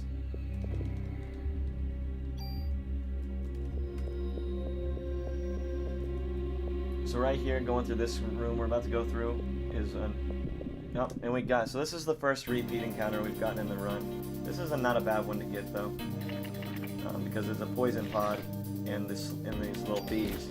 Now the bees, if you step in the green stuff, you'll get slowed, which is like one of the worst status ailments in the game. But you can actually kind of like bait where he's gonna throw his puke. So it's not too bad. Also, you saw right there a rare occurrence. Oh, my inventory's full. Yikes. You saw a rare occurrence right there. When you kill something with the first bullet of your randomly targeted machine gun, it'll if all 3 of the bullets were decided that they were going to go onto that monster and he dies before all 3 of them get fired, it won't switch targets. Like, it'll just end that turn. So you saw me right there just fire 1 bullet, kill something, and then just have to wait for my next turn. And that's kind of sucky. So right here is a chest where you're going to get 50% chance, either get the M10 or the micro Uzi. You want to see the micro Uzi every single time. And we didn't get it. Oh, great. That changes things a little bit, but not entirely. You only lose like 30 to 45 seconds.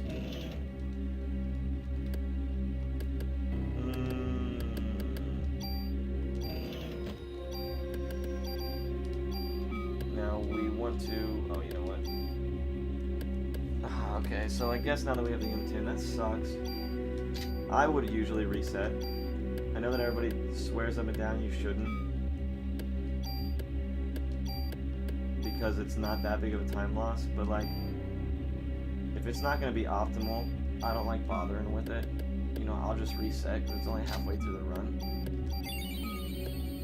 So you know what? Okay, cool. But it does change a little bit about your menus, and we go to 1 less spot now because we don't get quick draw, which basically quick draw is super dope. You start every fight with, or you have a high probability of starting every fight with full ATB, which saves an immense amount of time. But the micro Uzi is the only gun you can put that on because it has the space for you to do so, whereas the M10 has 1 less mod slot. So it does change quite a bit, depending on how many encounters you get, things like that. So yeah, we basically got a little unlucky right there, 50% unlucky. But the run continues, no issue, no worries. And since this is a marathon, I'll show you something funny right here that I don't usually get to see otherwise. Yes, it is. That is absolutely correct, with the underscore. So right here, if you decide to turn the power on and then repair the wires, you shock yourself. It's kind of funny to watch.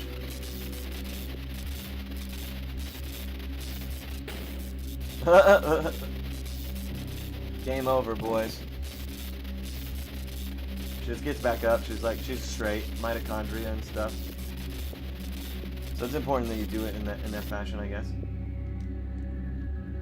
Repair wires. Now I'm all thrown off. I've never actually done that, so this is a first. But it's funny to watch.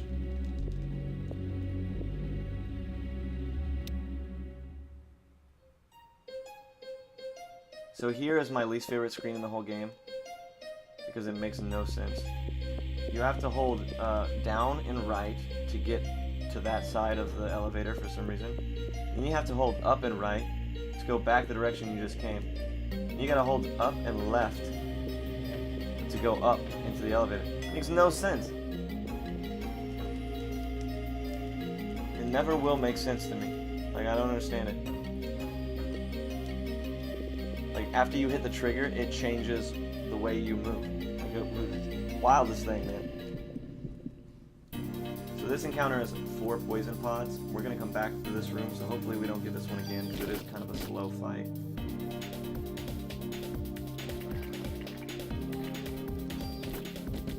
Ah, bummer. Really bad luck. So obviously, man, not good fight. Obviously, you want to position yourself in a way where you're going to hit the majority of the monsters you're fighting.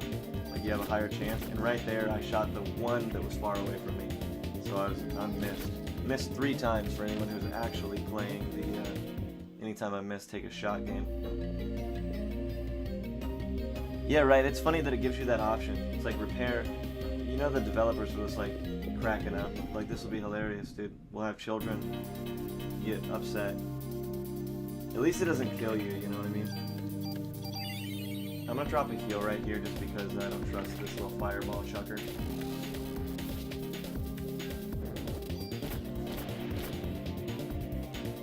Should have probably used medicine to lighten my inventory, but...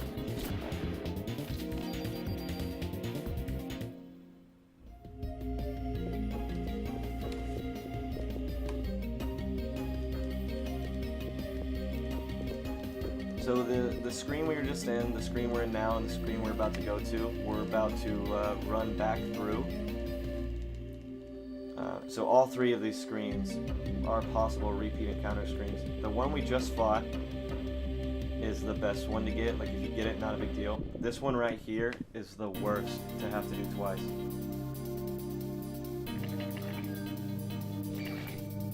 It's just such a slow fight.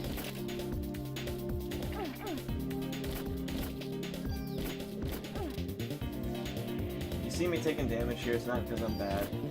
I'm just trying to be at a certain amount of health by the time this fight is over. That should be perfect. And then I want to end the fight exactly where I'm standing, because it immediately starts the cutscene. And if you don't, at the end of that fight, she'll do like this really slow jog to this cutscene trigger. So it's like a 5-second time loss just from standing in the right spot. And then she runs from where you're standing to the lady to the left, so if you're further right, you're losing time twice. So yeah, small little tech right there we do.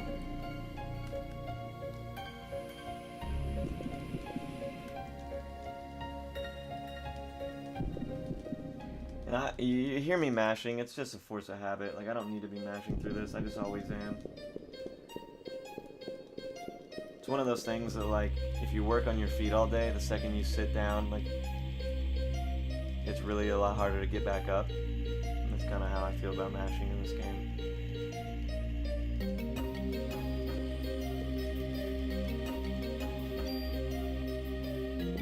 So let's see if we get it again. Yo, we didn't! Hooray, hooray! Awesome. Wow. That's good luck. So far we're 1 and... Okay, so 2 and 5. Parasite Eve is a dope game, my friend. Should you play through it? I definitely think you should. At least the first one. So that right there is why I decided to have my health at the threshold I had it at from the last fight. Because I wanted to pop a medicine and be the health I'm at now, in order to have inventory space for this upcoming venture I'm about to do. So here is more mashing. A lot of this game is just mashing. Or a lot of the hospital, I'm sorry, because it's just mashing. You actually find out the most core elements of the story here in the hospital. It's where a lot of the stuff finally starts coming together and the game really takes off story-wise. Which is, you know, obviously what warrants all of the text matching between fights and stuff like that.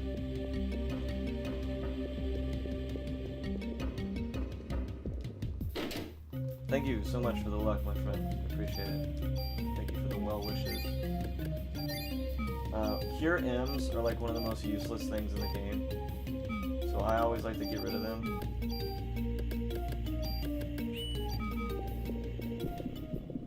You know what? I did heal. This fight is super annoying because there's no right way to do it. This guy just jumps on you, right? And like, sometimes he misses and sometimes he doesn't.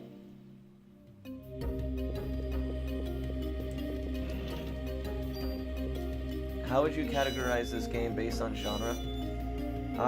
Man, you're correct in saying that. Like, it does. Like, you could... Like, there's an argument to be made for survival horror. There's an argument to be made for RPG. Which I think is why it's categorized as both in most instances. I would consider it more RPG than anything. Turn-based RPG, JRPG. It's not very scary, I guess.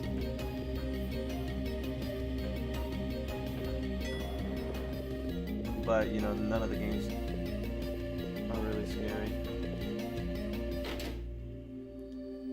Yeah, exactly, and it looks, you know, Silent Hill is very similar.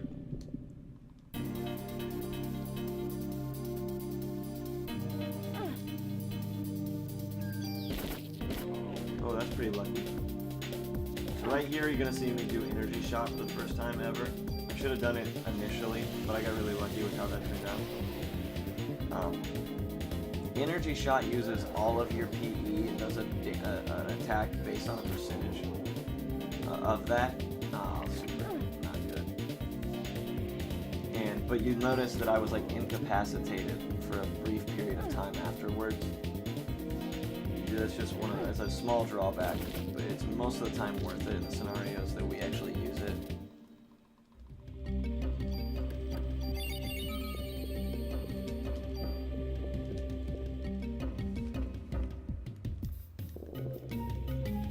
But Energy Shot, Liberate, any of the abilities that drain you all of your mana, Parasite Energy, whatever you want to call it, all of those will incapacitate you once you're done. But the Mixed Man, this guy here on the left that looks just like a jumble of body parts, one of the most annoying monsters in the game. So the first thing he does is he slows you, which is what he just did, the AoE undodgeable slow. The second thing he does is he bounces those little balls around, right? So he doesn't like kill you very often, but he slows you and then creates more enemies, and when your gun targets stuff randomly, those are like the two worst possible things that you could have happen. That's good enough.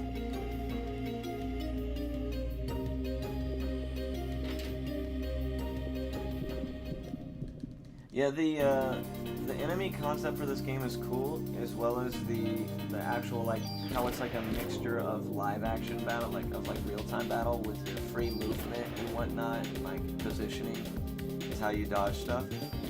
Like, I love that aspect of it and how the battle system works. That being said, it also does have its flaws. There's a lot of things that happen that make no sense just because of the way the battle is designed. But I think a lot of the monsters look really cool. They do really cool things. There's a lot of unique creatures you fight in the game. And you can actually see like a lot of the Final Fantasy influence in some of the creatures, which I think is cool as well, being a fan of the Final Fantasy series as a whole.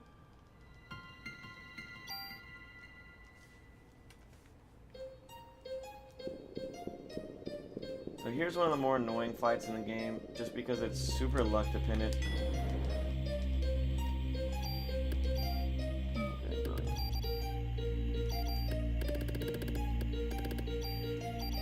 Oh, it's the Imsan of the guy has more ammo. We're gonna get rid of these, except for one, just in case.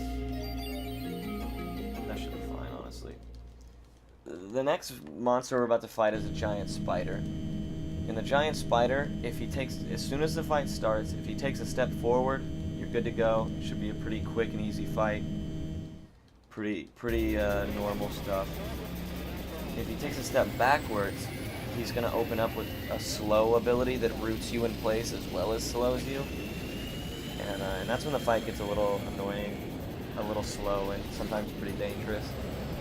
And there's no way to decide that for him or manipulate that at all. It's just, you walk forward, and based on where he steps is how the fight's going to go.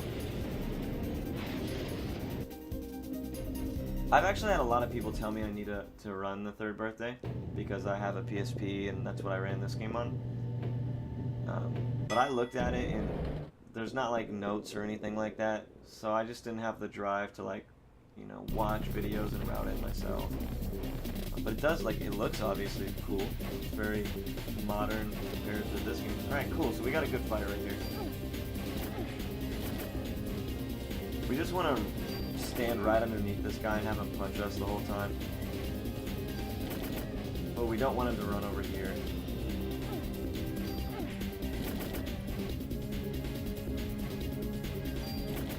Alright, cool. So that should start the second phase. Immediately you're going to want to run to the right. You're going to see me run to the right here because you will always open up with a swipe. And then you want to kind of position yourself in this way to make him run the direction I have him running right now. Because we want to try to finish him with... This might not kill him. I didn't count my crits. But if he does die, he then runs over to the center of the screen. Yep, cool. So you want to get him as close to that point as possible. Because he's a slow walker. And then you do not want to pick up that gun. So yeah, that was actually a really clean spider fight. Pretty easy.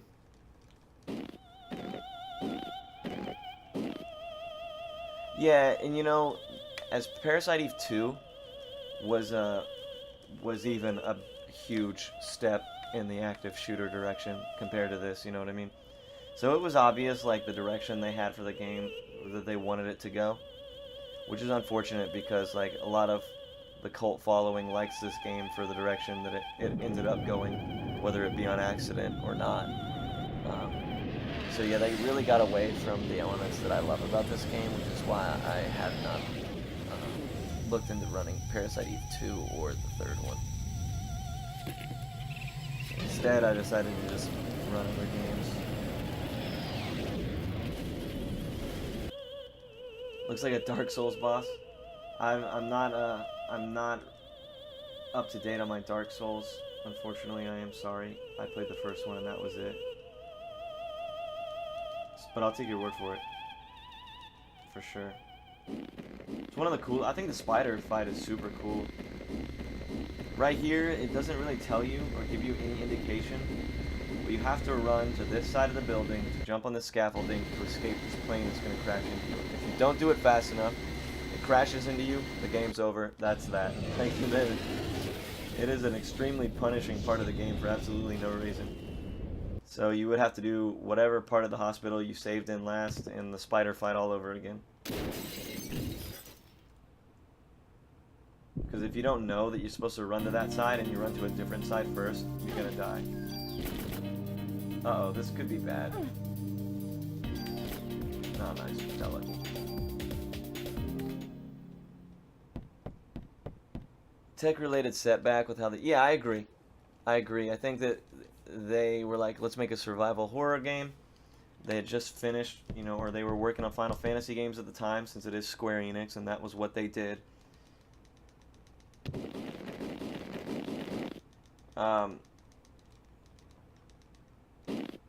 So yeah, I mean, it's obvious that, like, the Final Fantasy RPG elements played a huge part in this, whereas the second and third one, they kind of went closer to, like, the actual survival horror realm, which I think is where they were aiming in the first place.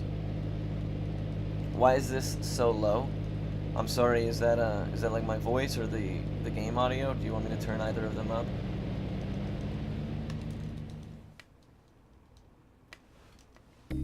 Yeah, I think you're correct in that 2 does use a lot of the magic in their runs. I have watched people run 2, but for some reason the game just, it doesn't look as good to me. Like, it looks like it's, I don't know, it almost feels like they regressed as far as like graphic design.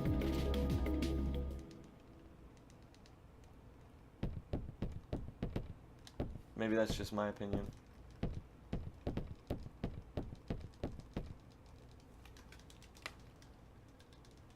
Yeah, I mean, Parasite Eve was a game that came out in between Final Fantasy 7 and 8, which were obviously like huge names in the market. So I'm sure that it was not anywhere near the top of their priority list. And the game plays like it wasn't, you know, the top of their priority list.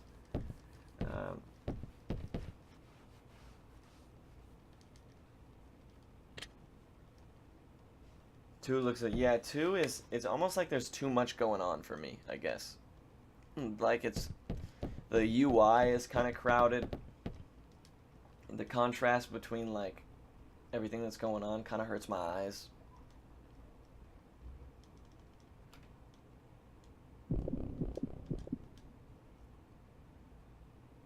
So because we have the M10 and not the better gun, we're gonna skip going to oops, what did I just do there? We're gonna skip going to the warehouse where we usually will go, but we have no need now because we don't have the micro Uzi. So that saves us about 30 seconds, maybe a little bit more, but not having the ability to attack first and most of the fights from this point forward definitely ends up losing time overall by the end of the game. And it also makes the game a lot more dangerous because sometimes you can kill stuff on the very first turn. And when you kill stuff faster, you have less opportunity to take damage. So, I love the micro Uzi. Chicken nuggets. Are the chicken nuggets dead? I've no idea. Sorry it's late, and I might have forgot if that was something that was mentioned at some point.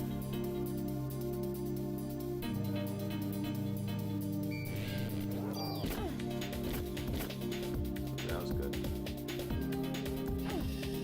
Freaking homing snakes over here, dude. They will literally, like, fly at some really obscure direction just to make sure that they hit you.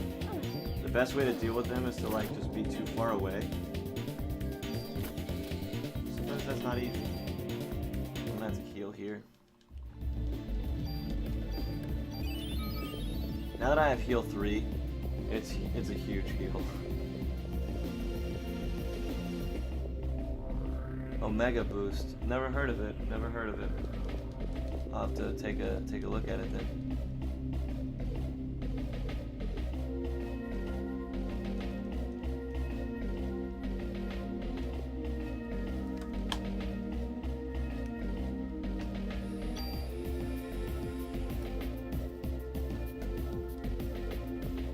So once again here we're getting just crap handed to us that we can't get out of our inventory.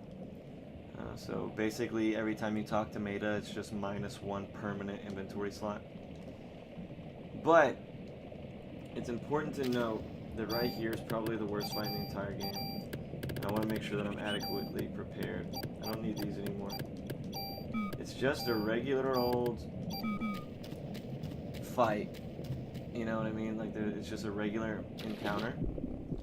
But man, do these guys suck. And without having quick draw from the micro Uzi, it's made even worse. Okay, that sucks. Oh, I'm so greedy.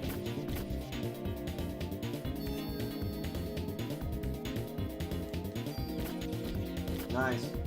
Kill one of them. Oh my god, this is the best fight ever. So if you get hit with one of those little shockwaves, you are blinded and you will not hit anything for 4 turns. And that's awful. That's awful. Because if you get hit as soon as you come out of it, that fight can sometimes take like 10 minutes. That fight has ended so many of my runs.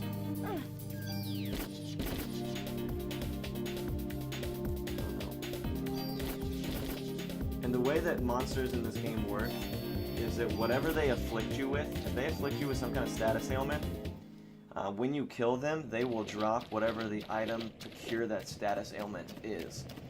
But in that first situation, because we had not fought any bats or any creatures that blind up until that point, we don't have, that set item. Now this encounter is not guaranteed, so that's just kind of bad RNG that we got it.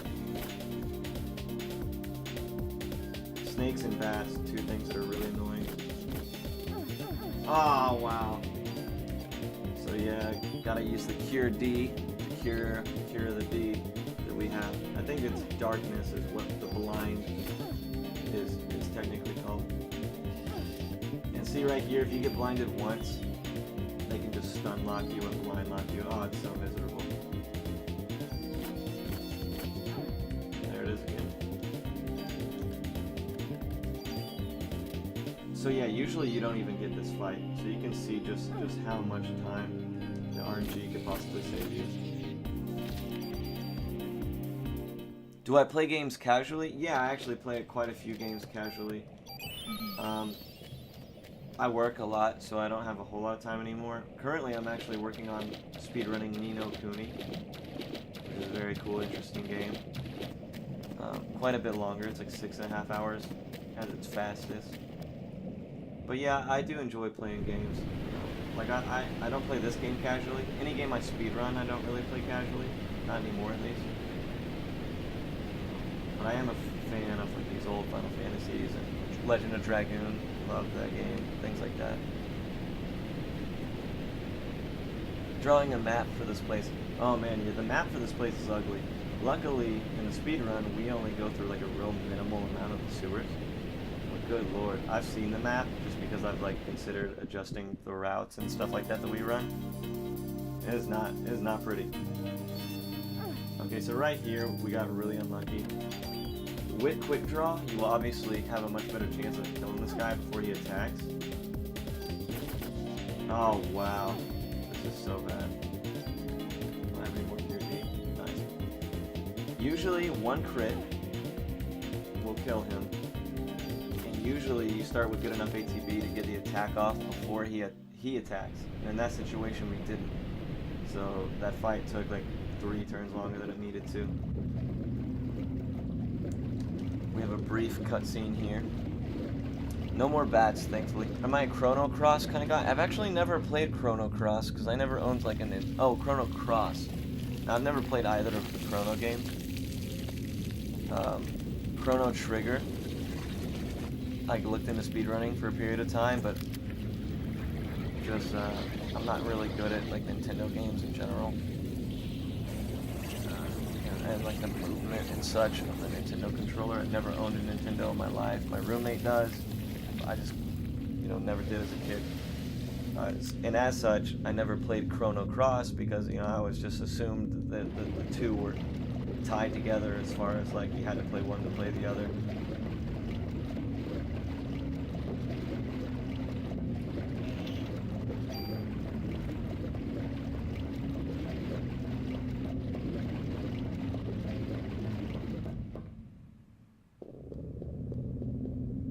Yeah, I actually have a really cool retro gaming store here in the near where I live in Arlington, and it's called like Game Over Video Games, and it's really cool. Like their inventory is based on like what people come and trade in, obviously, and so sometimes I find some like really obscure old games, and sometimes you find like really rare crap that I've never even heard of, or like games that are straight ordered from overseas and things like that. So I like just going and checking that place out every once in a while.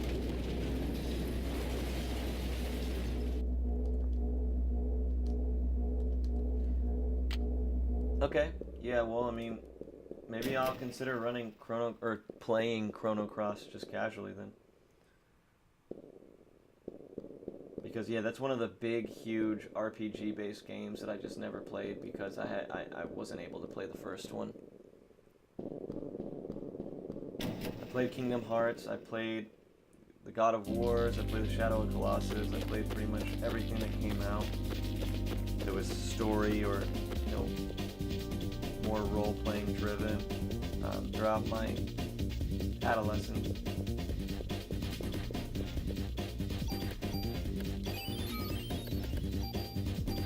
Right here, we're gonna make sure we have one pure D. I don't like where I'm at, but whatever. So one of the more inconsistent fights in this game we're about to come across. It's quite annoying. It's the centipede. I'm gonna make a safety save because it's very easy to screw up or just get really unlucky with. And another thing is you have to make sure that you have inventory, at least one inventory slot, because we're about to fight this little mole who drops a cure poison, which we need for the centipede fight, because if we get poisoned in centipede, it gets real ugly. So those are just like, you gotta have foresight every once in a while, ability to like think a little bit ahead. Wow, I didn't even get it. Oh, that's so sucky.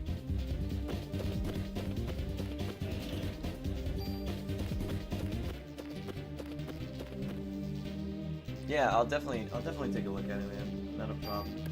Just to play casually. Okay, I'm gonna reload to full. And here we go. Here goes Centipede. I don't have any cure P, so I gotta be really careful about how I play this. It's gonna open up with poison, of course. Ah, nice. Well, we'll see how it goes. Oh, goodness.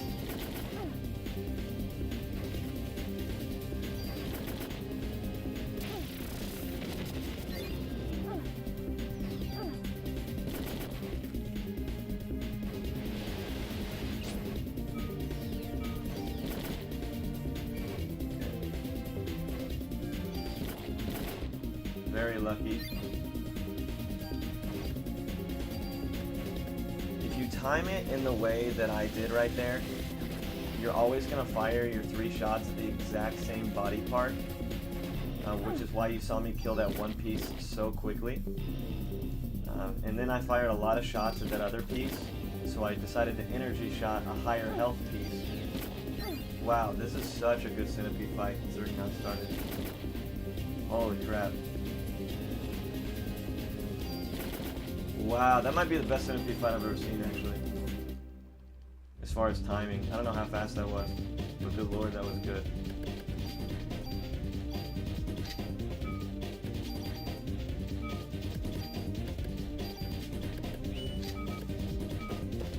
Usually, just to give you some kind of estimate, usually that fight takes about a minute and a half. A minute and 50 seconds, actually. And it felt like it was really, really quick that time. So yeah, brilliant centipede fight. Really happy with that. Oh, I'm sorry, Merc. I didn't even see you say hi, buddy. Hello to you. So for some reason, Parasite Eve has 2 discs. If you have never played the game, you probably wouldn't know that. It's not a long game. And right here is where you change discs for some reason. No particularly, you know, significant storyline point or anything like that. Not after a big fight. Like, it would make more sense if it would have been right after Centipede or something. I don't know. But it's just like, hey, you know you're going to this screen? Yeah, go ahead and switch the disc.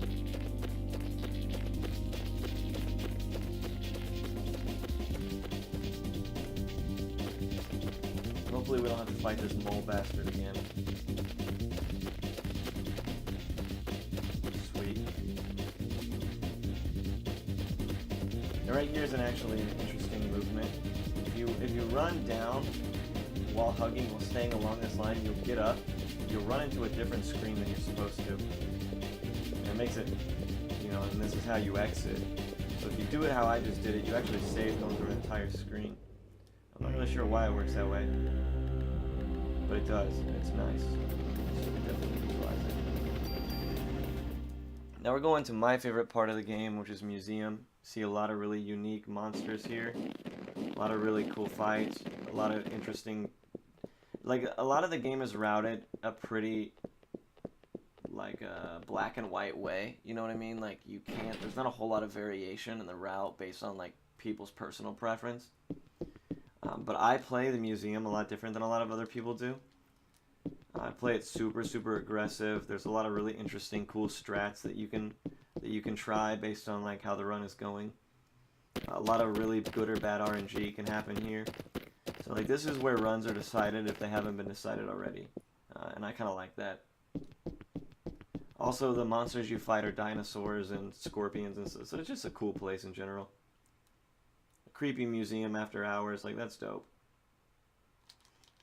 But the scorpion, this guy right here, one of the biggest a-holes in the game. Cool thematically, but God, I hate fighting him. Oh no! Oh, that could not have gone worse. I might actually die. Dang it! I hate that I had to heal there. Oh wow, we see, there's another instance where for some reason we just get these random invincibility frames. And even though he hadn't moved away from me, one of my attacks did reduce damage. He's just such a weird guy. He can, that poison fog you just saw, every single one of those little puffs can do damage and apply damage or poison at the same time. So he can literally stun lock you in place. Anytime you attack, he's going to counterattack immediately in front of him. So if you reload at any point, like I did right off the bat, you're going to get the crap beat out of you. He does work. These guys are not too bad. And the museum is actually the first place where you see variation in the encounters. Like you're always going to get an encounter right here where I just made that fight happen. But it can be like a different assortment of creatures. Like it can be 2 dinosaurs, or it can be a dinosaur and a couple of these little green lizard guys that we're about to see here. So it makes for a lot of like on-the-fly strategic decisions and positioning and things like that. So a lot of like the intelligence of knowing the game comes into play here in the museum, as well as strategically taking damage, which is one of my favorite things to do because it's pretty lazy. You just sit here and get hit a bunch.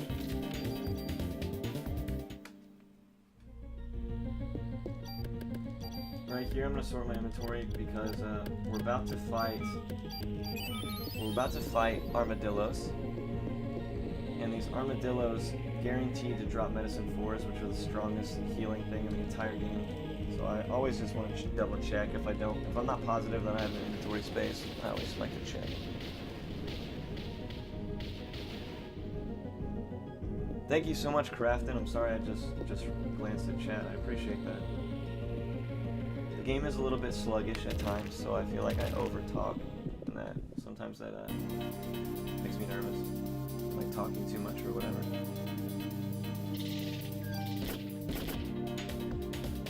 Now there's a new strategy that I just started doing, and in the world record run, you can see it take like in action.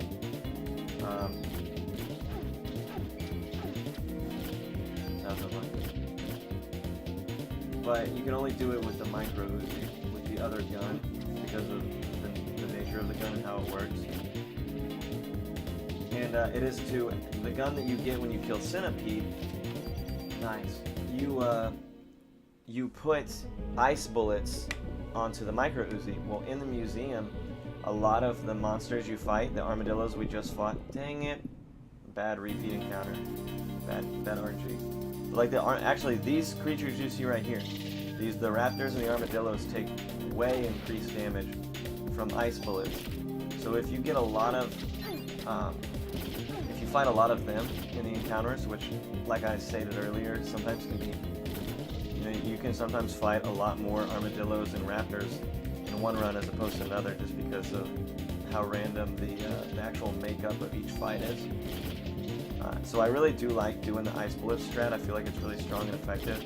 But again, you can only use it with the other gun that I don't have this run, so you didn't get to see it, unfortunately. But armadillos are one of my more favorite games, or one of my more favorite things to fight in the game, because you can kind of force them to move in a certain way based on how their attacks work. So you can kind of abuse their pathing to have better fights or to pop medicine, things like that. So I like seeing armadillos, raptors, and pterodactyls more than any other thing in the museum.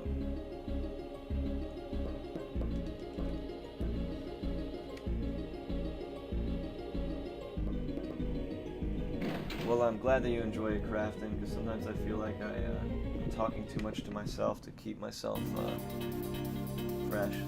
So right here is a good example. This fight you're guaranteed to have, no matter what, every time you come into the screen, but it can either be one of these raptors or two of those raptors. So that's just an example of like how, you know, if I played this game again as soon as I finished this one, got to that point, like that could be a difference of 15 seconds. Right here, same situation. You can have one raptor or one raptor and two armadillos. So again, just saving a lot of time, just purely based on luck, in a fight that I'm guaranteed to have no matter what. So that's pretty cool. I like the I like that aspect of the museum a lot.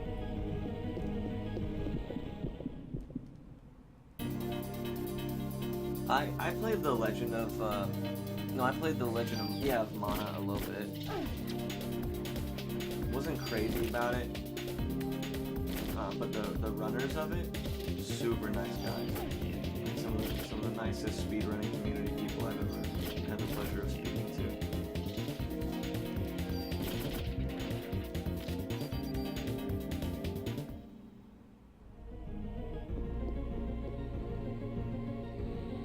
Thank you guys, I appreciate it. I appreciate the kind words.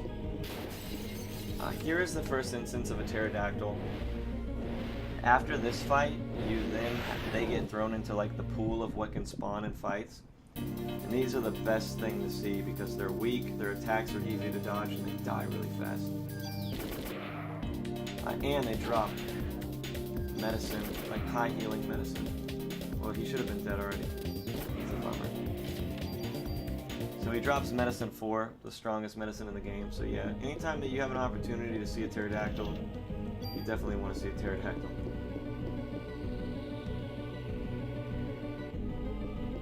Right here is a chance where you can either get one pterodactyl or 3 baby lizards and a big lizard. Nice. So that's a difference of a minute just based on how lucky the makeup of this forced fight is. And that is why I keep one cure key right there, in case I can hit with that.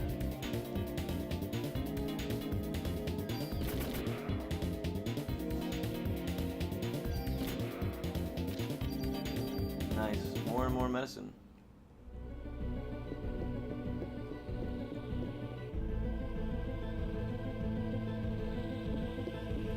There's 6 total screens in the museum where repeat encounters are taking place. We already did one of them, and we got the encounter, so far we're 1 for 1 here, which is not good. But there's also, like, it's a catch-22 because we need to be level 33 when we leave the museum, like this chunk of the game. And if you're not, you lose like a ton of time because you need to have level 33 for an ability you get at that point. So you need just like the perfect amount of encounters to hit level 33 right as you're exiting this area. So sometimes it's necessary to get bad luck, which is really odd. So like the greatest RNG run of this game ever, where you would get 0 repeat encounters and all that stuff, would actually be slower than having to deal with like a couple of bad luck encounters. So that's important to keep in mind. If you do so choose to run this game over, which I highly recommend people do. Like the notes we have, Primus, the guy who taught me how to play the game, probably the most in-depth, easy to follow, well-explained speedrun notes you'll ever see. Down to like the absolute movement, like go left, go right, like it is idiot-proof, I swear. And because of that guide, this game is super easy to get into. I learned to do it blind. Like I hadn't played the game really before. So yeah, I would definitely check those out if that's something you're interested in. Ah, that was silly of me.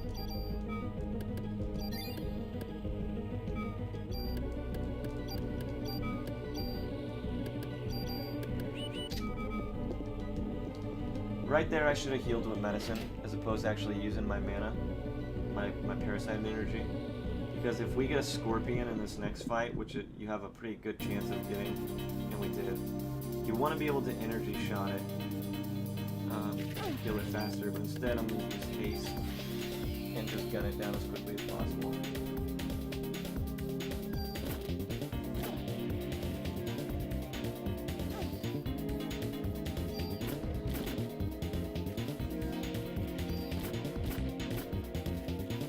It's important to notice that haste not only increases your ATB charge rate, but also your movement speed,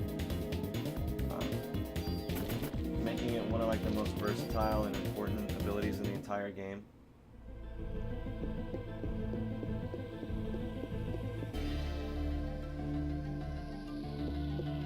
Oh, this game is exceptionally fun to play. It really is. Like, it's unique, and there's lots of cool elements in this game that you will find absolutely nowhere else, not even the other games in the series. Like, you can't, I don't know, another single game where you can say the same thing. And if you like RPGs and you like survival horror, this is probably the only one that combines the two that I know of. So yeah, very easy to learn to speedrun. I recommend if you want to learn an easy game to speedrun to start off speedrunning, this is a good one to do so for sure.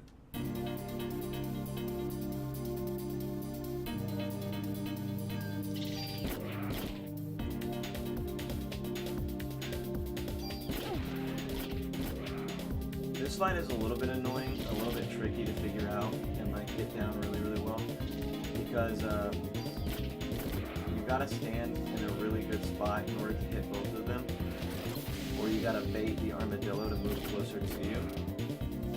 And the distance is actually really, really deceptive. Like, it looks like they're a lot closer to me, or closer to one another than they are when they're further away. And when they're like closer to the front of the screen, it's a lot easier to tell the difference in their distance from one another. And since distance affects accuracy and critical hit and stuff like that, it can sometimes be a nuisance.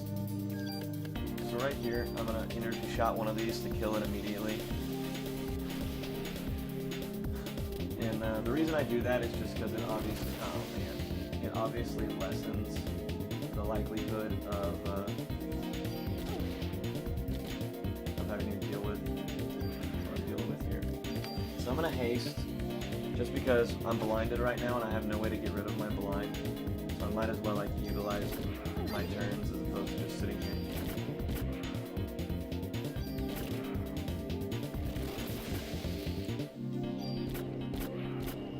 Nice. Wow, this is taking an exceptionally long time to kill. There we go.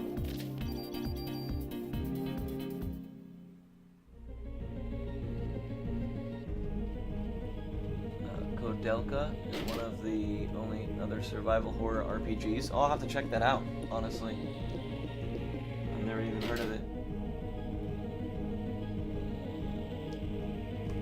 So right here is actually a funny little, like when I watch people play this game casually, I kind of lurk on Twitch and see people play. And nobody ever goes in here because it's like hidden. It's not immediately obvious that this hallway exists. But in the speedrun, we need something out of the basement, so we always go into it. But really strong stuff in here.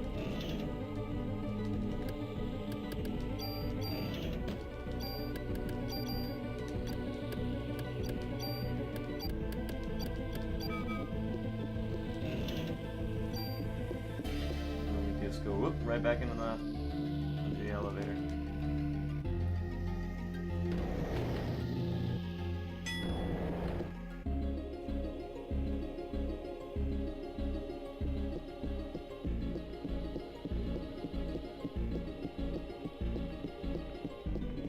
Here's a really cool, I'm not going to talk to this cutscene just because it's cool. It's cool looking, it's cool to watch.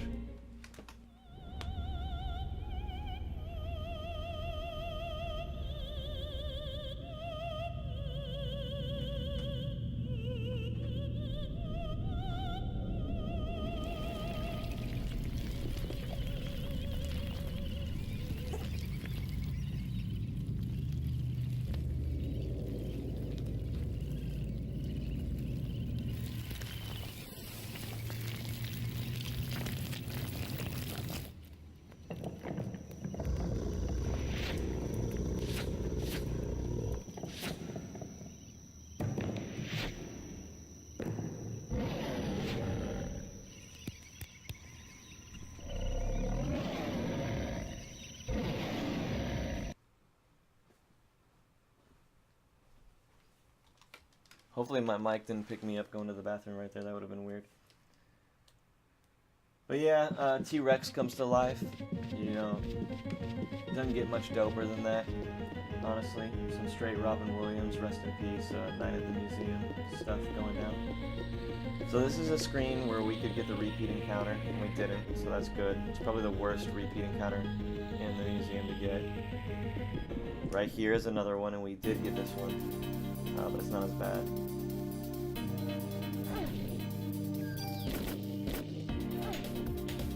These are some of the more annoying creatures to fight. You can't really see their tongues, which is what they use to attack. And every time they hit you, it like stuns you for a really brief period of time.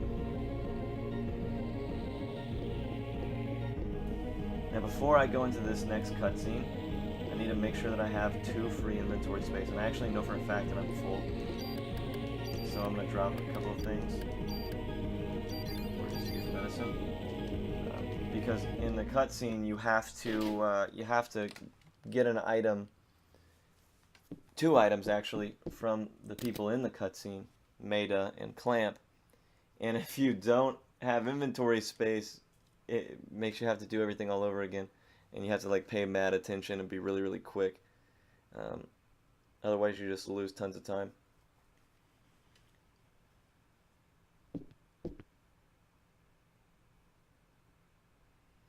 If I hadn't have said, good, yeah, because like I'm in my bedroom, right? I have like all my music equipment and my computers and everything like all in the corner of my bedroom, and my master bathroom is like right next to where all of it is. So sometimes I worry that like if I'm using the bathroom, I'm going too hard, that you might hear, it might result in picking up sound.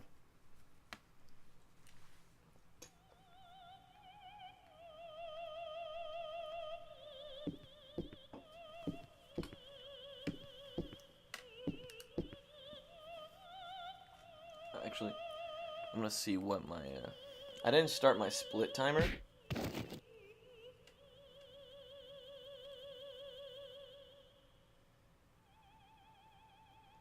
So I'm gonna look at what the time is right now.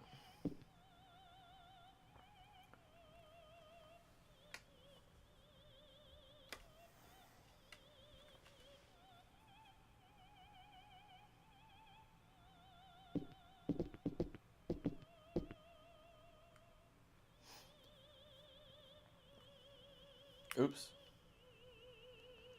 So yeah, this is another instance where I was talking about if you see Clamp, it's bad news, because it's just a 7 or 8 minute mashing cutscene where it's cool to watch.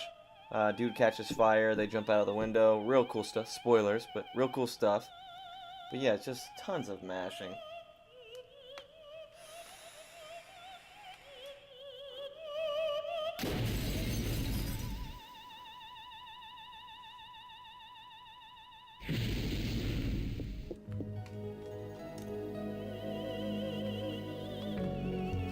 Yeah, seriously, I mean, anytime I'm speedrunning, I know exactly how long each cutscene is in this game, and just how the likelihood of me making it to the bathroom is. So sometimes I'm in the bathroom, I'm like, oh, I only got 10 seconds left, and I'm like forcing it as fast as I can possibly go. And I'm like, dude, if I have to go to the doctor and explain to him that I like injured my groin area peeing as fast as possible so that I could save a few seconds on my day 5 split, like that would be some pretty disappointing stuff, honestly.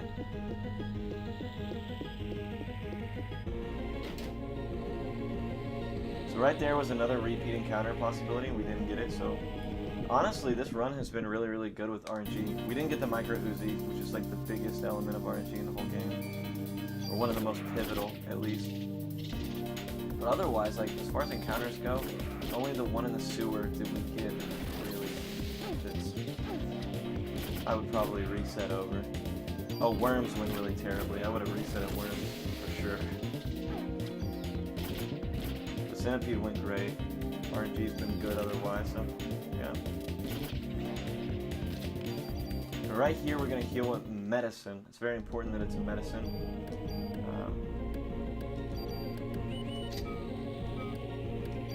Because we have to fight a Triceratops but we want to make sure that we have full mana so that we don't use our mana to cure. And so that we can utilize Energy Shot, which does a sizable more percentage health damage. Or percentage, it does way more percentage damage if it's at full charge as opposed to 99.9% charge. I think it's crazy how big of a difference it is. Another thing in that screen right there, I ran to the right and kind of like rubbed against the wall because I was dodging an encounter trigger. So that's just in one of the instances that I was mentioning earlier where it's not super game breaking, but it is a way to manipulate a fight that like a runner who had probably never run the game before might not utilize properly. So I'm going to Energy Shot now. Just because I want him out of this form. The Triceratops has two forms, and I want him out of the first form as fast as possible. Because he does this charge move that hurts if he's got his head's still on. Nice. Okay, so he didn't do it. That's pretty lucky. So right now I'm gonna cast Haste and just gun this guy down. Oh, I wonder why that takes so much damage.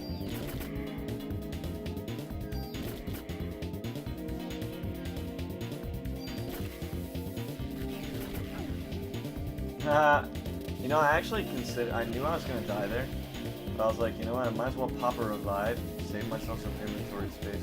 But now I'm kind of regretting it, because it does, in fact, lessen your PE, which hurts.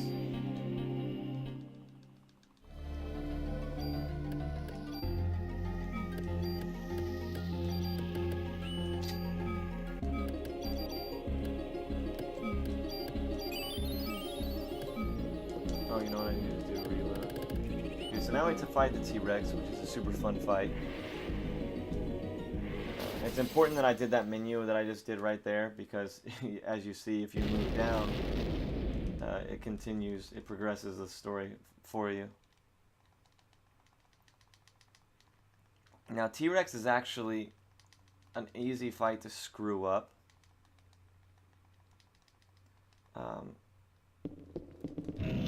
And also, like, it's one of the first points where you'll notice whether or not, like, you've got really bad ammo count.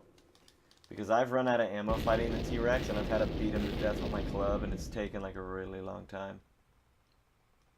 Nah, I actually died on... I don't want to say I died on purpose. Like, if I didn't die, cool. I didn't die.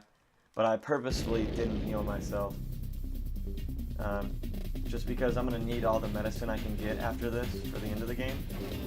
And a revive, I should only need one, and I have two of them.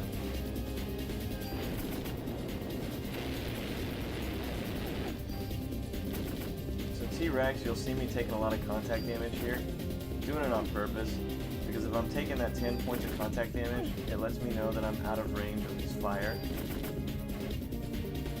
Which is important to be out of the range of, because it does bad work. Yeah, I screwed that up.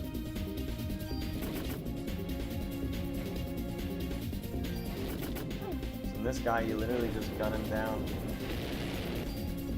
I don't need to heal through that. That's a really bad spot for him to be in.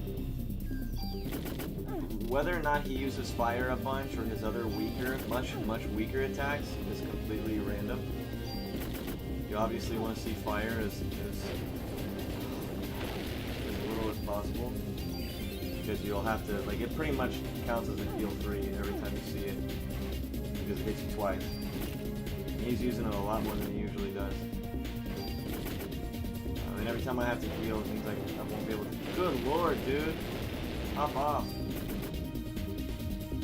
You can actually bait it, like I just did right there on accident. And I should be doing that, but like, I just figured there's no way he's just gonna keep using it! Oh my, I've never seen this be so bad. It's my fault.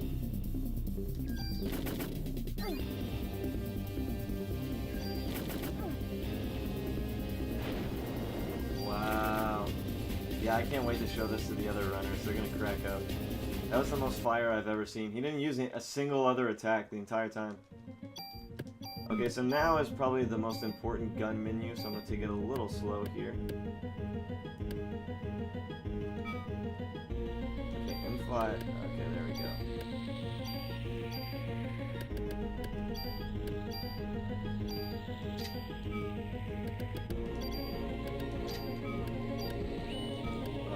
I need to see how much ammo I have before I continue. Ooh. We'll see if that's enough. I might have to pick up the ammo on the boat, honestly. But now we have a pistol that is also a shotgun. It fires 2 bullets every single time. Ideally, you would want to have the micro Uzi, and dang it, and you would have an automatic machine gun shotgun.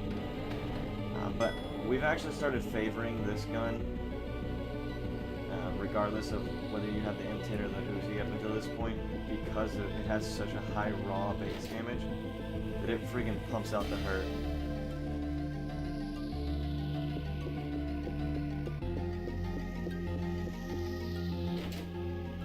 So we didn't get the repeat encounter there, nice. Let's see if we get one here. Okay, we did. Okay, I'm not sure if we needed that or not, but it doesn't hurt, because now that we have the gun that we do, you see I can hit multiple things. I want to kill the armadillo first, because he throws off your... Oh, so nice. So nice to be able to hit stuff. Oh my god, the damage is just ridiculous.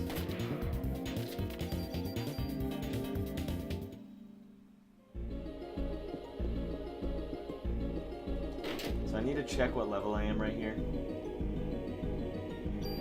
Yeah, oh, easily 33. I need to be level 33, and if I'm not 33 on that screen, I'll actually move up and force the encounter, so that I know that I'll have enough EXP to be 33 when I need to be. But because I'm already level 33, meant that we got a few more encounters than we needed to throughout the run.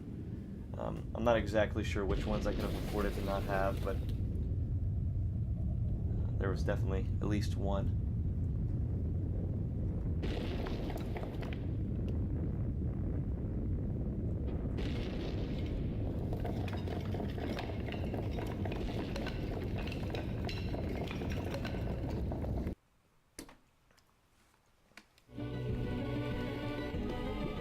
And usually this fight here drops a ton of ammo, but sometimes it doesn't. And when it doesn't, it kind of stinks, because we need ammo for the end of the game. Wow, that was a big fight. Okay, and we got a little bit of ammo. The biggest ammo drop didn't drop, so that's a little unfortunate. Right here, I'm going to check everything, because once we progress past this point, there's no turning back. So here we have a 10-minute mashing and cutscene situation. Like, I'm just going to be sitting here mashing and watching cool cutscenes happen. And it's unfortunate that it's not just one big 20-minute cutscene, I mean 10-minute cutscene or whatever. It's broken up by a lot of small text mashing sequences, so like it's not enough time for you to get up and actually like do stuff, and it's unskippable. So it is it's funny. It's interesting that they'd add, but I know that Parasite Eve, when the game was made, they wanted it to feel like you were playing a movie. Like, it's called the cinematic RPG, like that was their tagline. But from a speedrunning standpoint, you'll see at the end of the game, my in-game time is probably going to be about 30 minutes faster than my finishing time. And that's purely based on just how many cutscenes are in the game.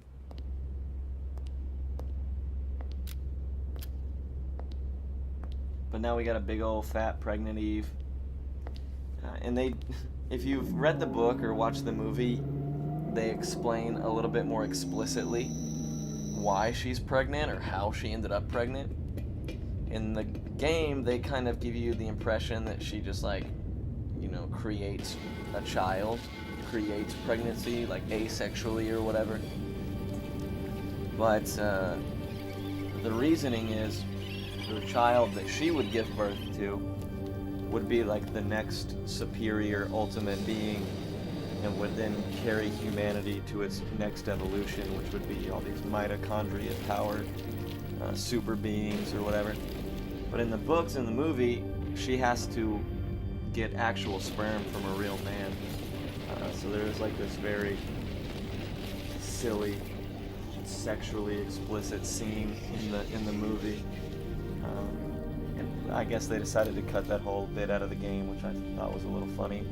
But yeah, you just show up and she's pregnant all of a sudden. Story of my life, am I right?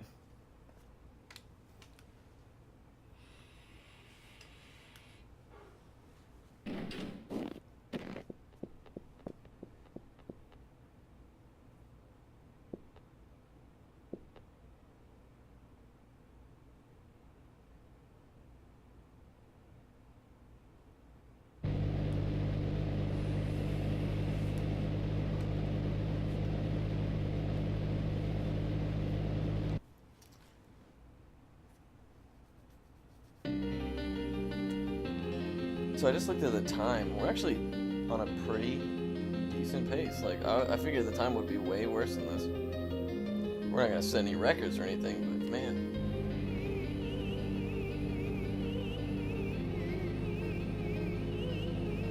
Oh, you'll notice that in the cutscenes with Clamp's office and in the car, that it allows you to mash text at a faster rate than standard text mashing anywhere else in the game. Not exactly sure why, but it's interesting that different screens would have, that capability or that restriction on it. I think that it has something to do with like a lot of the screens chat is tied to animation. So like if this guy waves his arms around when he talks, you have to wait for the animation to finish. I think that's why you can only mash so fast at some points, but in the car and in Clamp's office, they move around a lot too. They just flail their arms around really quickly because you can mash a lot faster. So it's, I don't know, it's odd, but yeah, you'll notice in the car, the text flies by, whereas like, in the police station, it's not as quick.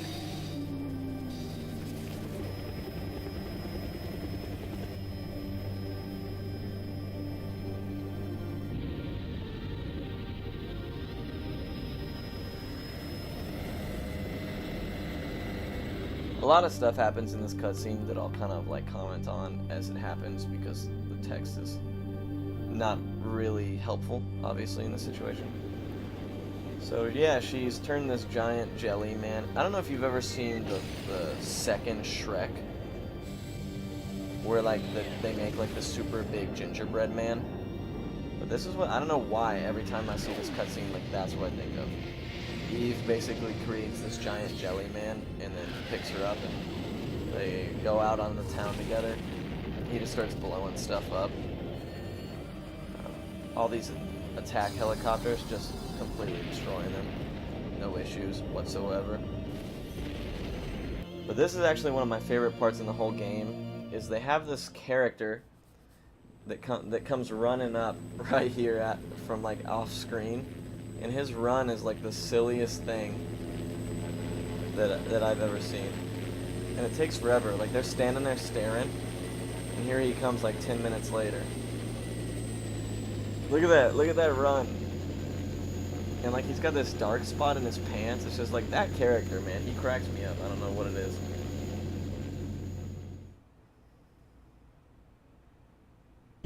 Stay puft, Marshmallow Man. True.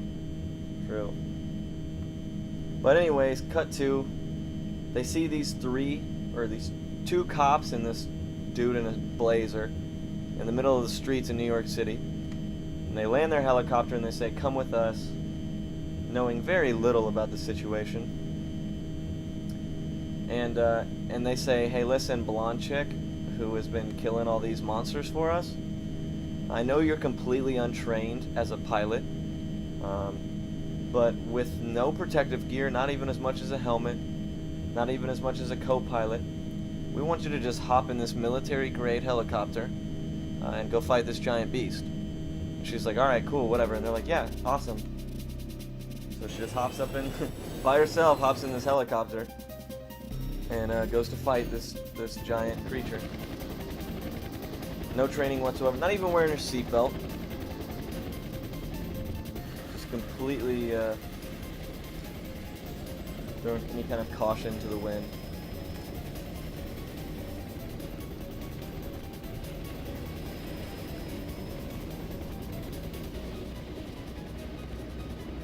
Right here, I just stay mashing because you have like these 1 or 2 line breaks in the cutscenes, and it pisses me off. Yeah, that's true. Like Daniel, you know that if Daniel got in that helicopter, he would do work. Like, you've seen him drive a car, just think what he could do with like a vehicle that's actually, you know, hefty. He's probably driving one of those ugly old Crown Vics or whatever as his cop car. And an Apache helicopter, man, you know he could do something real. He could do some work.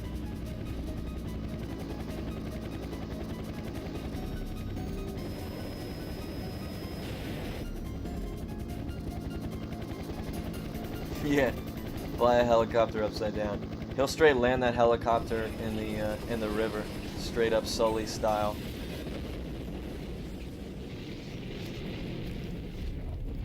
It's kind of interesting to note here that all these helicopters firing these missiles, like they completely Eve is completely unaffected by them.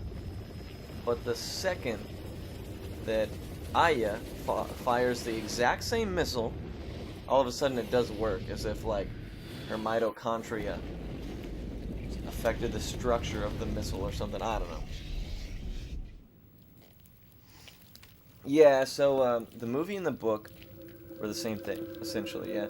The book spurred them. The movie was based on the book. Well, the game was based on like a continuation of the story. In the game earlier on, like when Maida, the guy in the blue jacket, when he joins the group, he actually mentions, in Japan we just had this thing happen, and very quickly and briefly he explains the plot of the book and movie. He says, this happened, blah, blah, blah, blah, blah. In Japan, this guy's wife, yada, yada. Gives a quick little synopsis of the book and movie. It says, and now... And they give you an explanation. They say that like Aya, as well as Melissa, who became Eve, received like an organ transplant that was infected with the liver cells from the book or movie. So that's their continuation. So not necessarily an adaptation, but more so like just a little altered version of the story. Basically a Netflix Death Note remake situation. Just brought it to America and changed it a little bit. Put some more white people in it.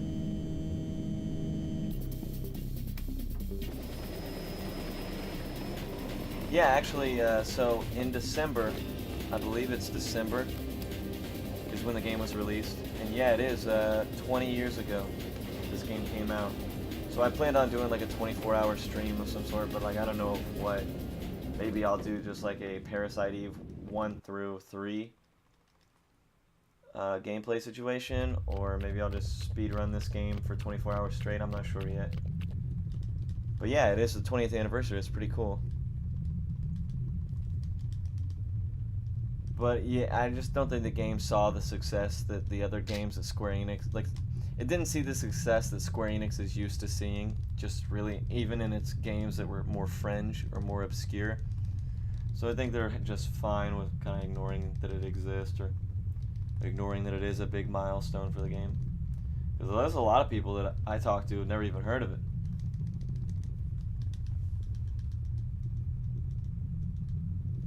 I'm like, yeah, I speedrun Parasite Eve. And they're like, oh, I don't even know what that means.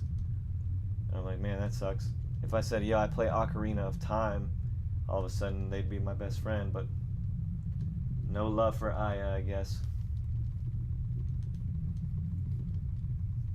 I think that the Final Fantasy VII inspiration and like kind of artwork style. You see it a little bit here. This version of Eve with all the legs and spirals and stuff like that is very Final Fantasy looking. It looks a lot like all the bosses at the end of the Final Fantasy series. But yeah, this was made by Square Enix. Okay, so I screwed up here. I should have casted haste, but I got greedy. And now I'm gonna pay for it. Yeah, get punished. Got punished real hard.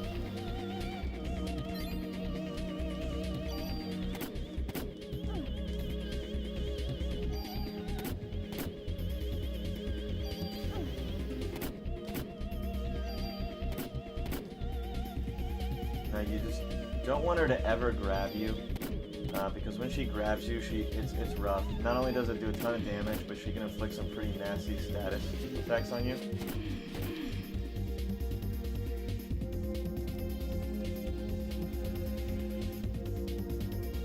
So that's the first phase of Eve. The second phase is a little bit more fickle. And it's the first instance we're going to see Liberate. So Liberate is super cool looking.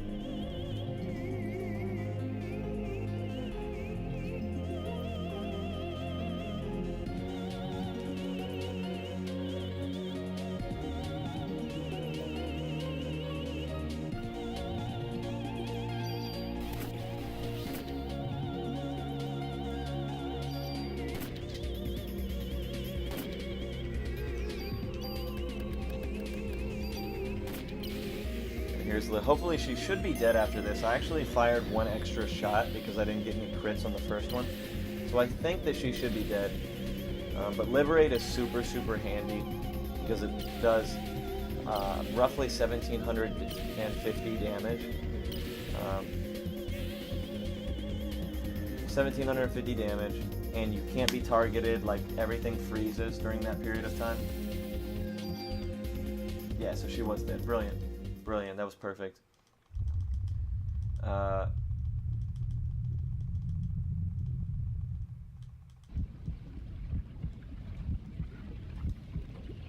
But yeah, Liberate, cool looking, right? She like, you know what? I don't know if you've ever watched the anime Claymore, but that's what that reminds me of every time I use Liberate. It reminds me of when Claire in Claymore kind of like turned herself into half of a beast. She had like the weird appendages and stuff. A similar situation to what's happening here. Aya turns herself, and like she lets her mitochondria take over most of her body, turns into like this winged being and does some cool stuff. It's really sweet looking. You're gonna see it 2 more times, and hopefully it's as clean and goes as well as it did right there, because that was perfect.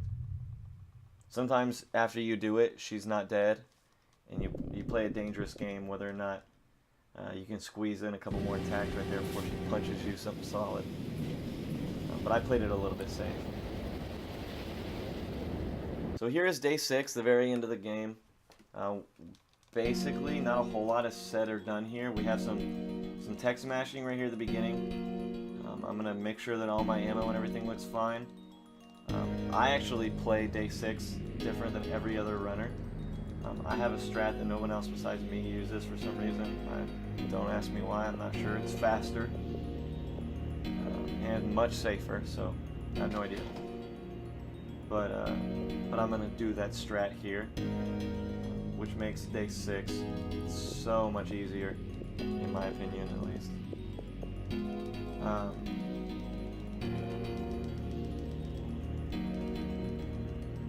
But yeah, it's like you fight 4 bosses in a row,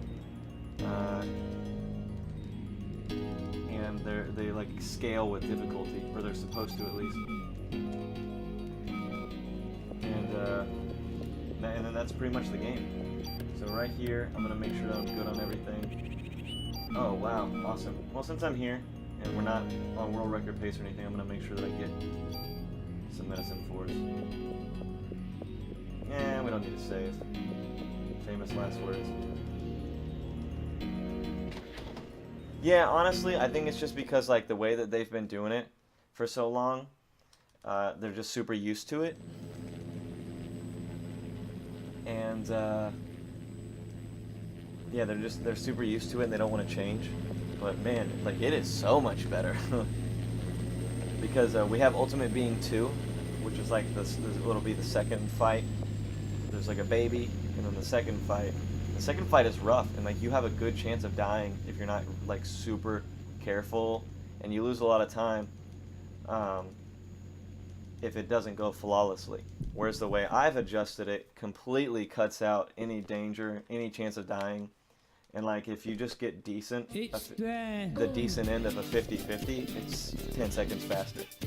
And if you get the bad end of 50-50, it breaks even. So like I don't know why nobody does it. That's all I do now because I died so many times. And the whole reason I came up with this strat is because I had so many runs that were just like on great pace, but because I didn't pick up the revive items, like I could get all the way to this point of the game, 8 minutes away from being done, and I would die. So I was like, I'm tired of this. I thought about like what I could possibly do, and it ended up being like once I ironed out the details and stuff like that, got a little bit more consistent. I found out that it was not only safer but faster as well.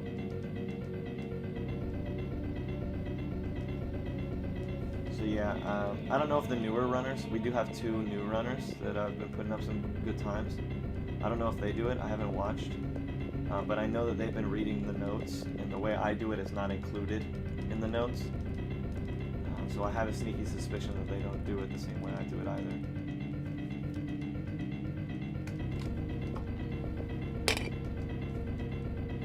Are you aware that Final Fantasy VII Remake trailer showed Aya Brea? Did it really?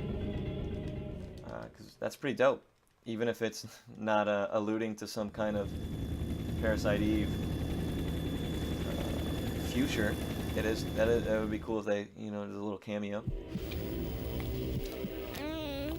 Yeah, I'll totally link you the notes, man. They're great notes, dude. Primus did an incredible job on them. So yeah, I'll definitely share them afterwards. This is the first stage of Ultimate Being, the little baby rage. And you'll actually see me use a trick here where I will force myself to take contact damage in order to dodge an ability that reduces you to 1 HP. It makes this fight super trivial.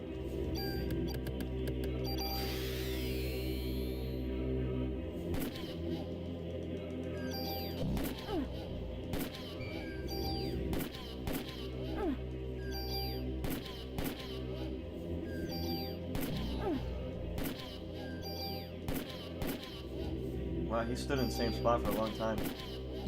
Wow, that's weird. Usually he moves to the side, like after 2 or 3 attacks. For some reason he stood in the middle almost the entire fight.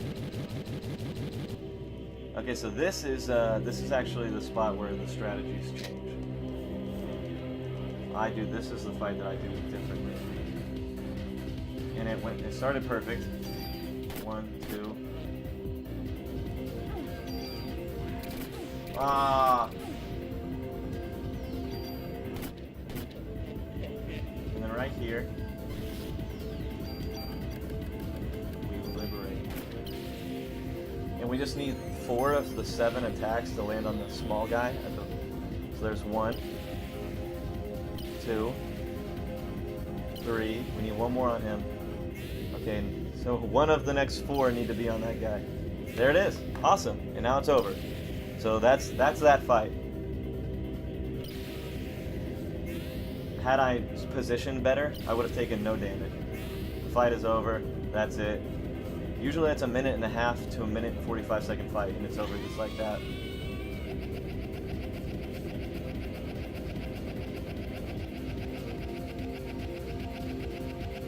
Man, I'm telling you, I'm hyped right now, bro. There's no way that I don't see why anybody would do that differently.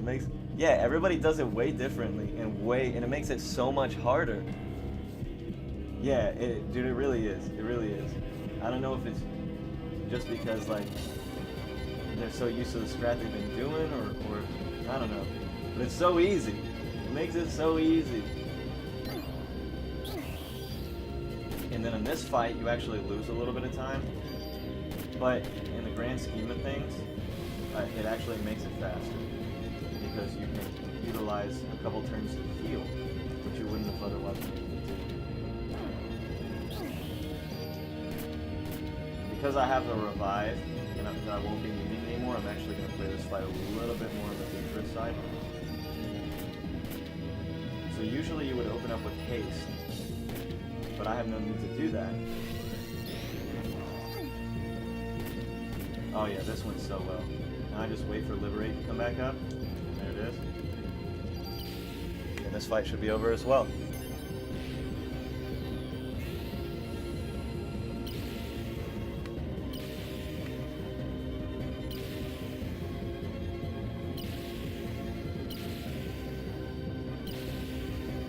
And I'm at such a brilliant health total right now.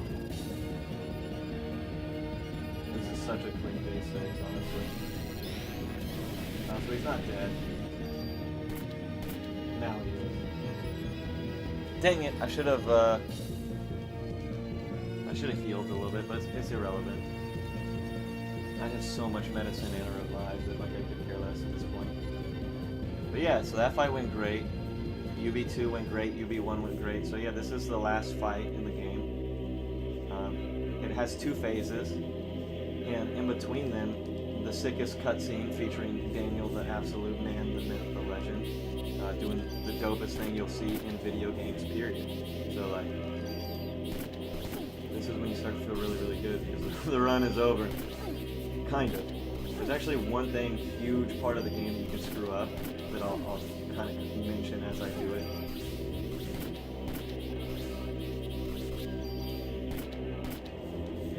So, watch this cutscene. Speed administration, sorry, more denial. Yeah, honestly, if there is an administration that only improves the speediest of speed, this game's probably not making it cut. But here you are, my bullets aren't working. Maida's like, hey, I crafted up these special DNA-laced bullets, but I have no way to get them to her. And watch this. Dopest thing of all time.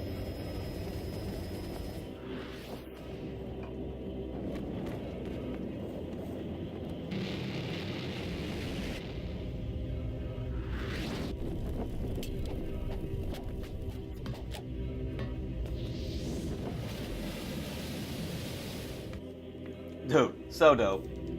Dude literally catches fire, throws a perfect Aaron Rodgers spiral, and then lands in the water in time to douse himself of the flames. Like, dude, it doesn't go, you do not go harder than that. Like, it's just not possible.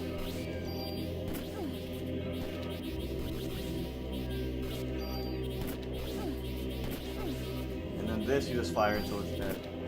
And it's dead. Okay, so my heart rate is already getting really, really high because this next part, you can easily just lose the entire game.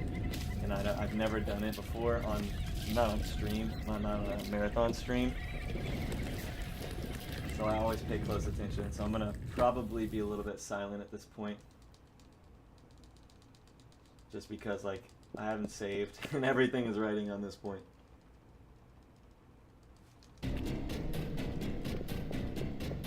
But it's worth mentioning this heart racing music that gives me mad anxiety. I hear it in my sleep. It gives me mad panic.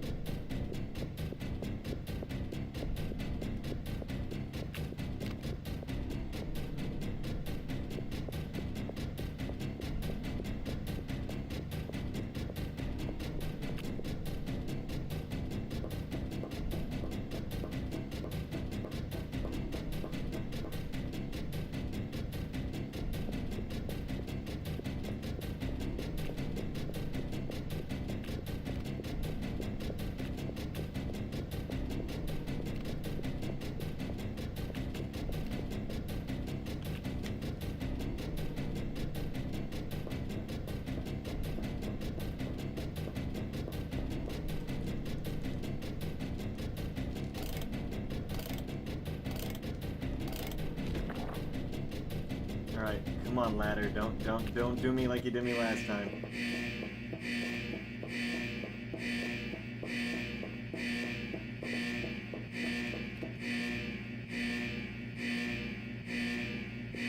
Alright, cool. It didn't screw me up. So I actually have a clip that made it into like a fail montage, or a save, closest calls montage, I guess you could say, where the game glitched and it didn't show her loading the screen, and I almost lost the current world record because of it.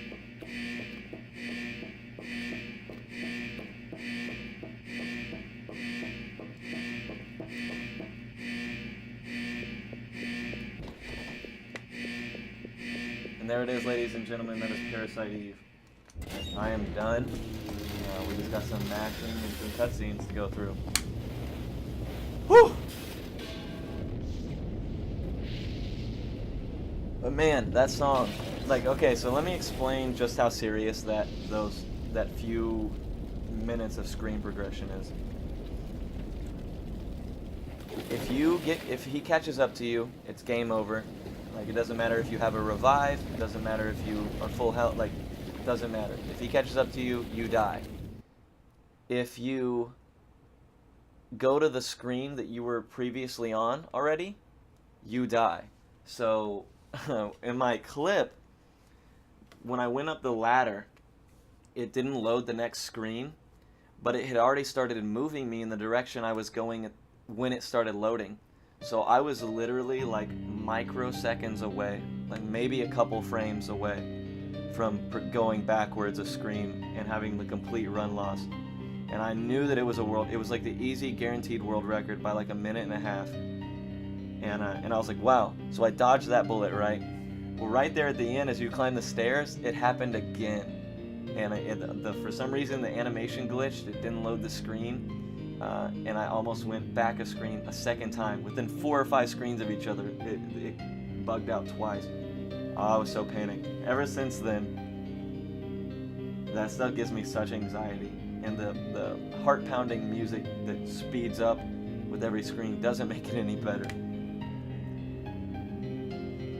But yeah, and the clip ended up making it into like a closest call montage or whatever on YouTube and stuff, because it was so ridiculous. Like, I would have been so disappointed. I already had the record at the time, but nobody had really ever seen a run that was as clean and lucky and like all things had gone so well as the run I was doing. So I would have been forever disappointed if I threw away like a minute and a half improvement. I'll find the clip for you guys here real quick. Oh, I guess we have no links, right? Oops. Here, let me find the clip. I forget that this is on emulator, so that if I click out of the screen, it mutes it. I'm so used to doing it on PSP.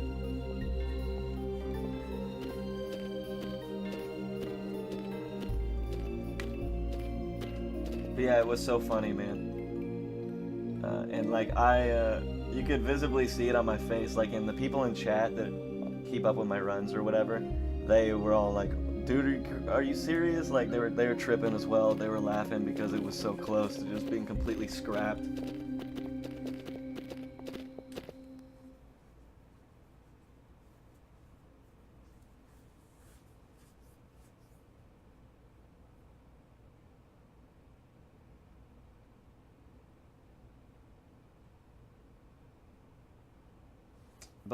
But yeah, so it's funny to notice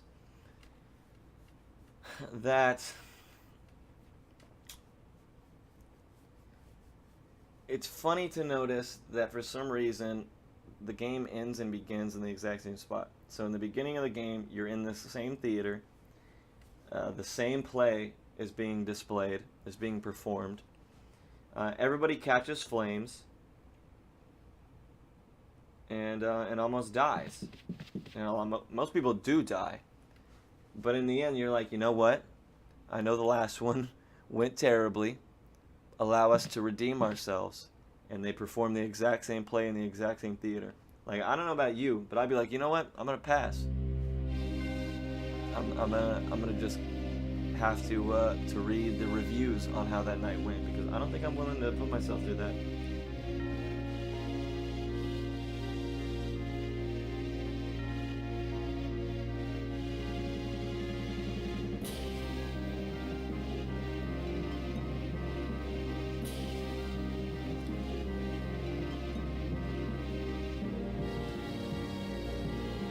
Yeah, pass on the whole thing. Yeah, New York, I'd just be like, you know what?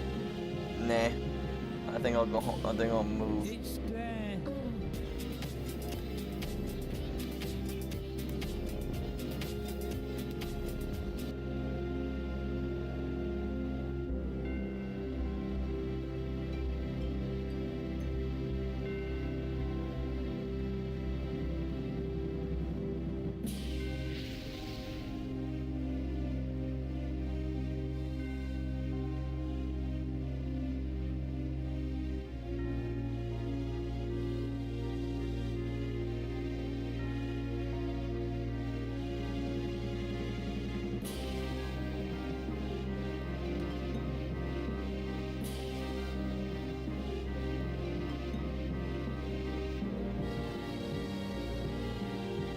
Yeah, they even got the same actors.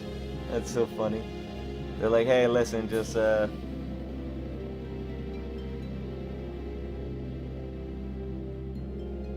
like, yeah, how about you put on this outfit still?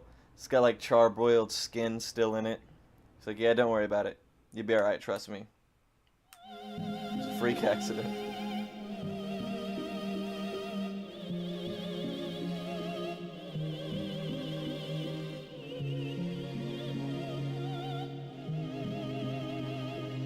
But unfortunately, because in-game time is also displayed on our leaderboards, just because like PSP is the fastest way to run it. PS1 or PS2 being second, PS1 third, and PlayStation 3 fourth or whatever. But because there's such variation in the consoles and we don't separate the leaderboards by consoles, in-game time is something that we use alongside the actual RTA time on the leaderboards. So we can't just be done at that very last boat scene where it's the last thing you do. We actually have to wait to the end of the credits to where the in-game time is displayed. So yeah, a lot of the ending of the game is just this 15 minutes of cutscenes or whatever. But it looks like it's gonna be like a I'm gonna guess like a 3:11:35. No, in-game time is still like in-game time isn't as trustworthy as it seems, because like I've actually had the same in-game time like in 2 runs in a row, even though the run was separated by like 7 or 8 seconds. And it's because like in-game time isn't measured when you're on the city map screen. So somebody could manipulate that one way or the other if they, you know, sat on that screen longer than somebody else. So in-game time is we have it as a comparison measure. But as far as like actual RTA, that's still our primary way of time measurement. Yo, I actually might go to operas if you guaranteed me that there would be some fiery stuff going down. You know what I mean? Like instant combustion, like weird. Yeah, the cutscene it actually alludes to the fact that there's more, which is why the New Game Plus category exists. Nobody runs it because it's kind of a meme. You literally just run around doing the exact same thing I just did, but instead you one-shot everything because you have all your pimped out guns and stats and stuff. We do have the other ending, the alternate ending, the true ending or whatever, is the Chrysler Building New Game Plus run. It's only like 25 minutes. I don't run either of those categories because they're both kind of just, you know, a little silly. So maybe I'll get around to it when I'm bored, but it's you have maxed weapons and armor and everything, so you take like no damage, and you do tons of damage, and you just go wreck crap as quickly as possible. So it's not as much fun to me. But yeah, if you are interested in actually like seeing the resolution of the lore and the story or whatever, just go watch a Let's Play or something of the Chrysler Building, because the story and ending for the Chrysler Building is actually kind of cool.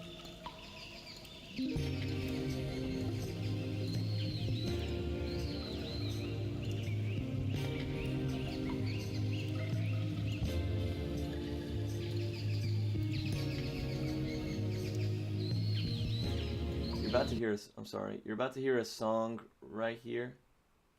Let me make sure the sound isn't all screwed up.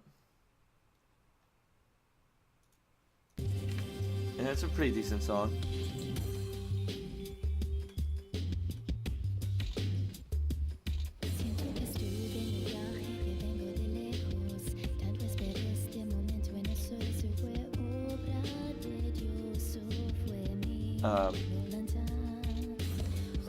To the people who asked to see the clip, I direct messaged it to you, since I don't want to share a link in the chat, since I think the links are currently blocked.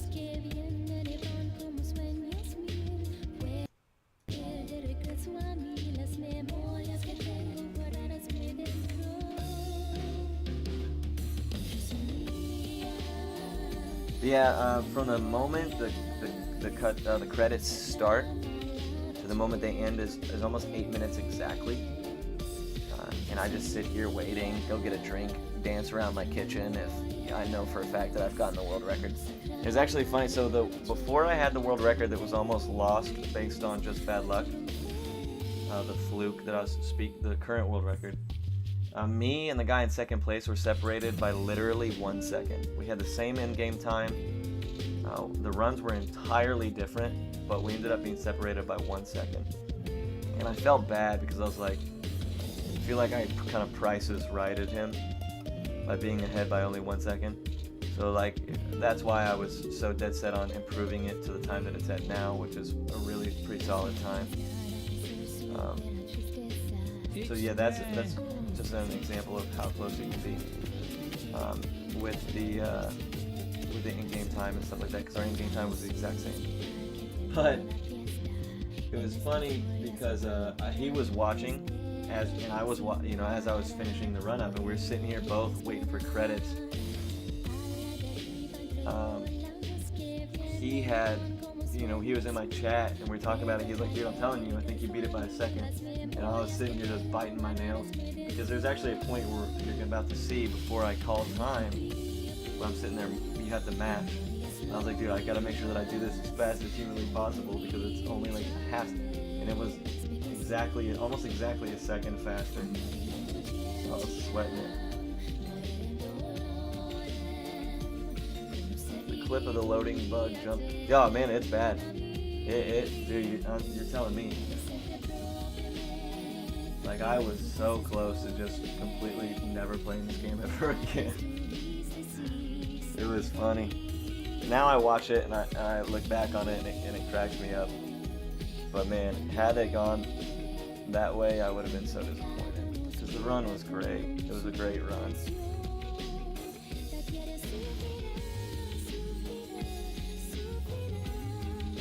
But again, since I got some time to waste, my Twitch name is that. That's, with the underscore and everything. I run this game. I've been taking a break from this as I learned the Ni no Kuni route. But yeah, so if you're interested in seeing more, or if you're interested in running this game, definitely just, you don't have to follow or anything, but if you want to at least message me so I can get you the notes, or check us out on speedrun.com. We have all the guides there. We have like all the math I did for like bonus points, the different strats, all that stuff. If you're interested in any of that,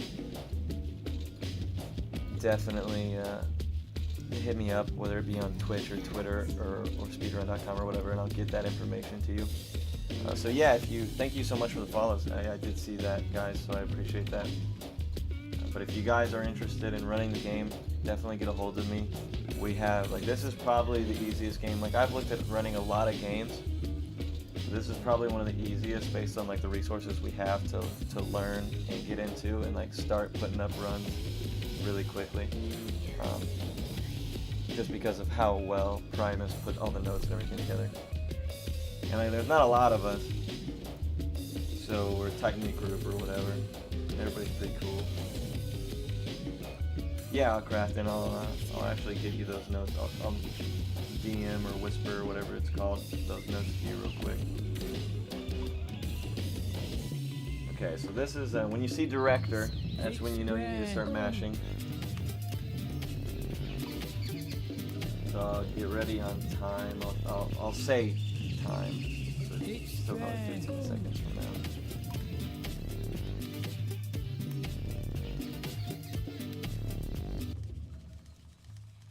It's there.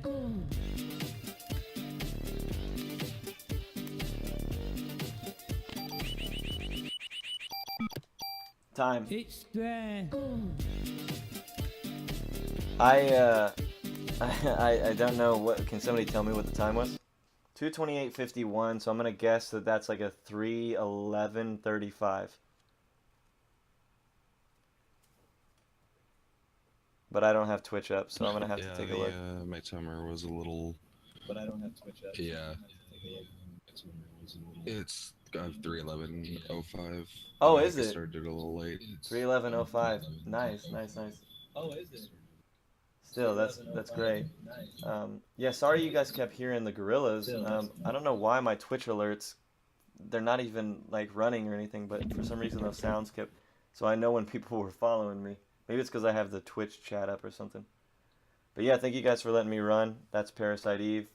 Follow me if you're interested in running. I can get you the resources. So, thank you.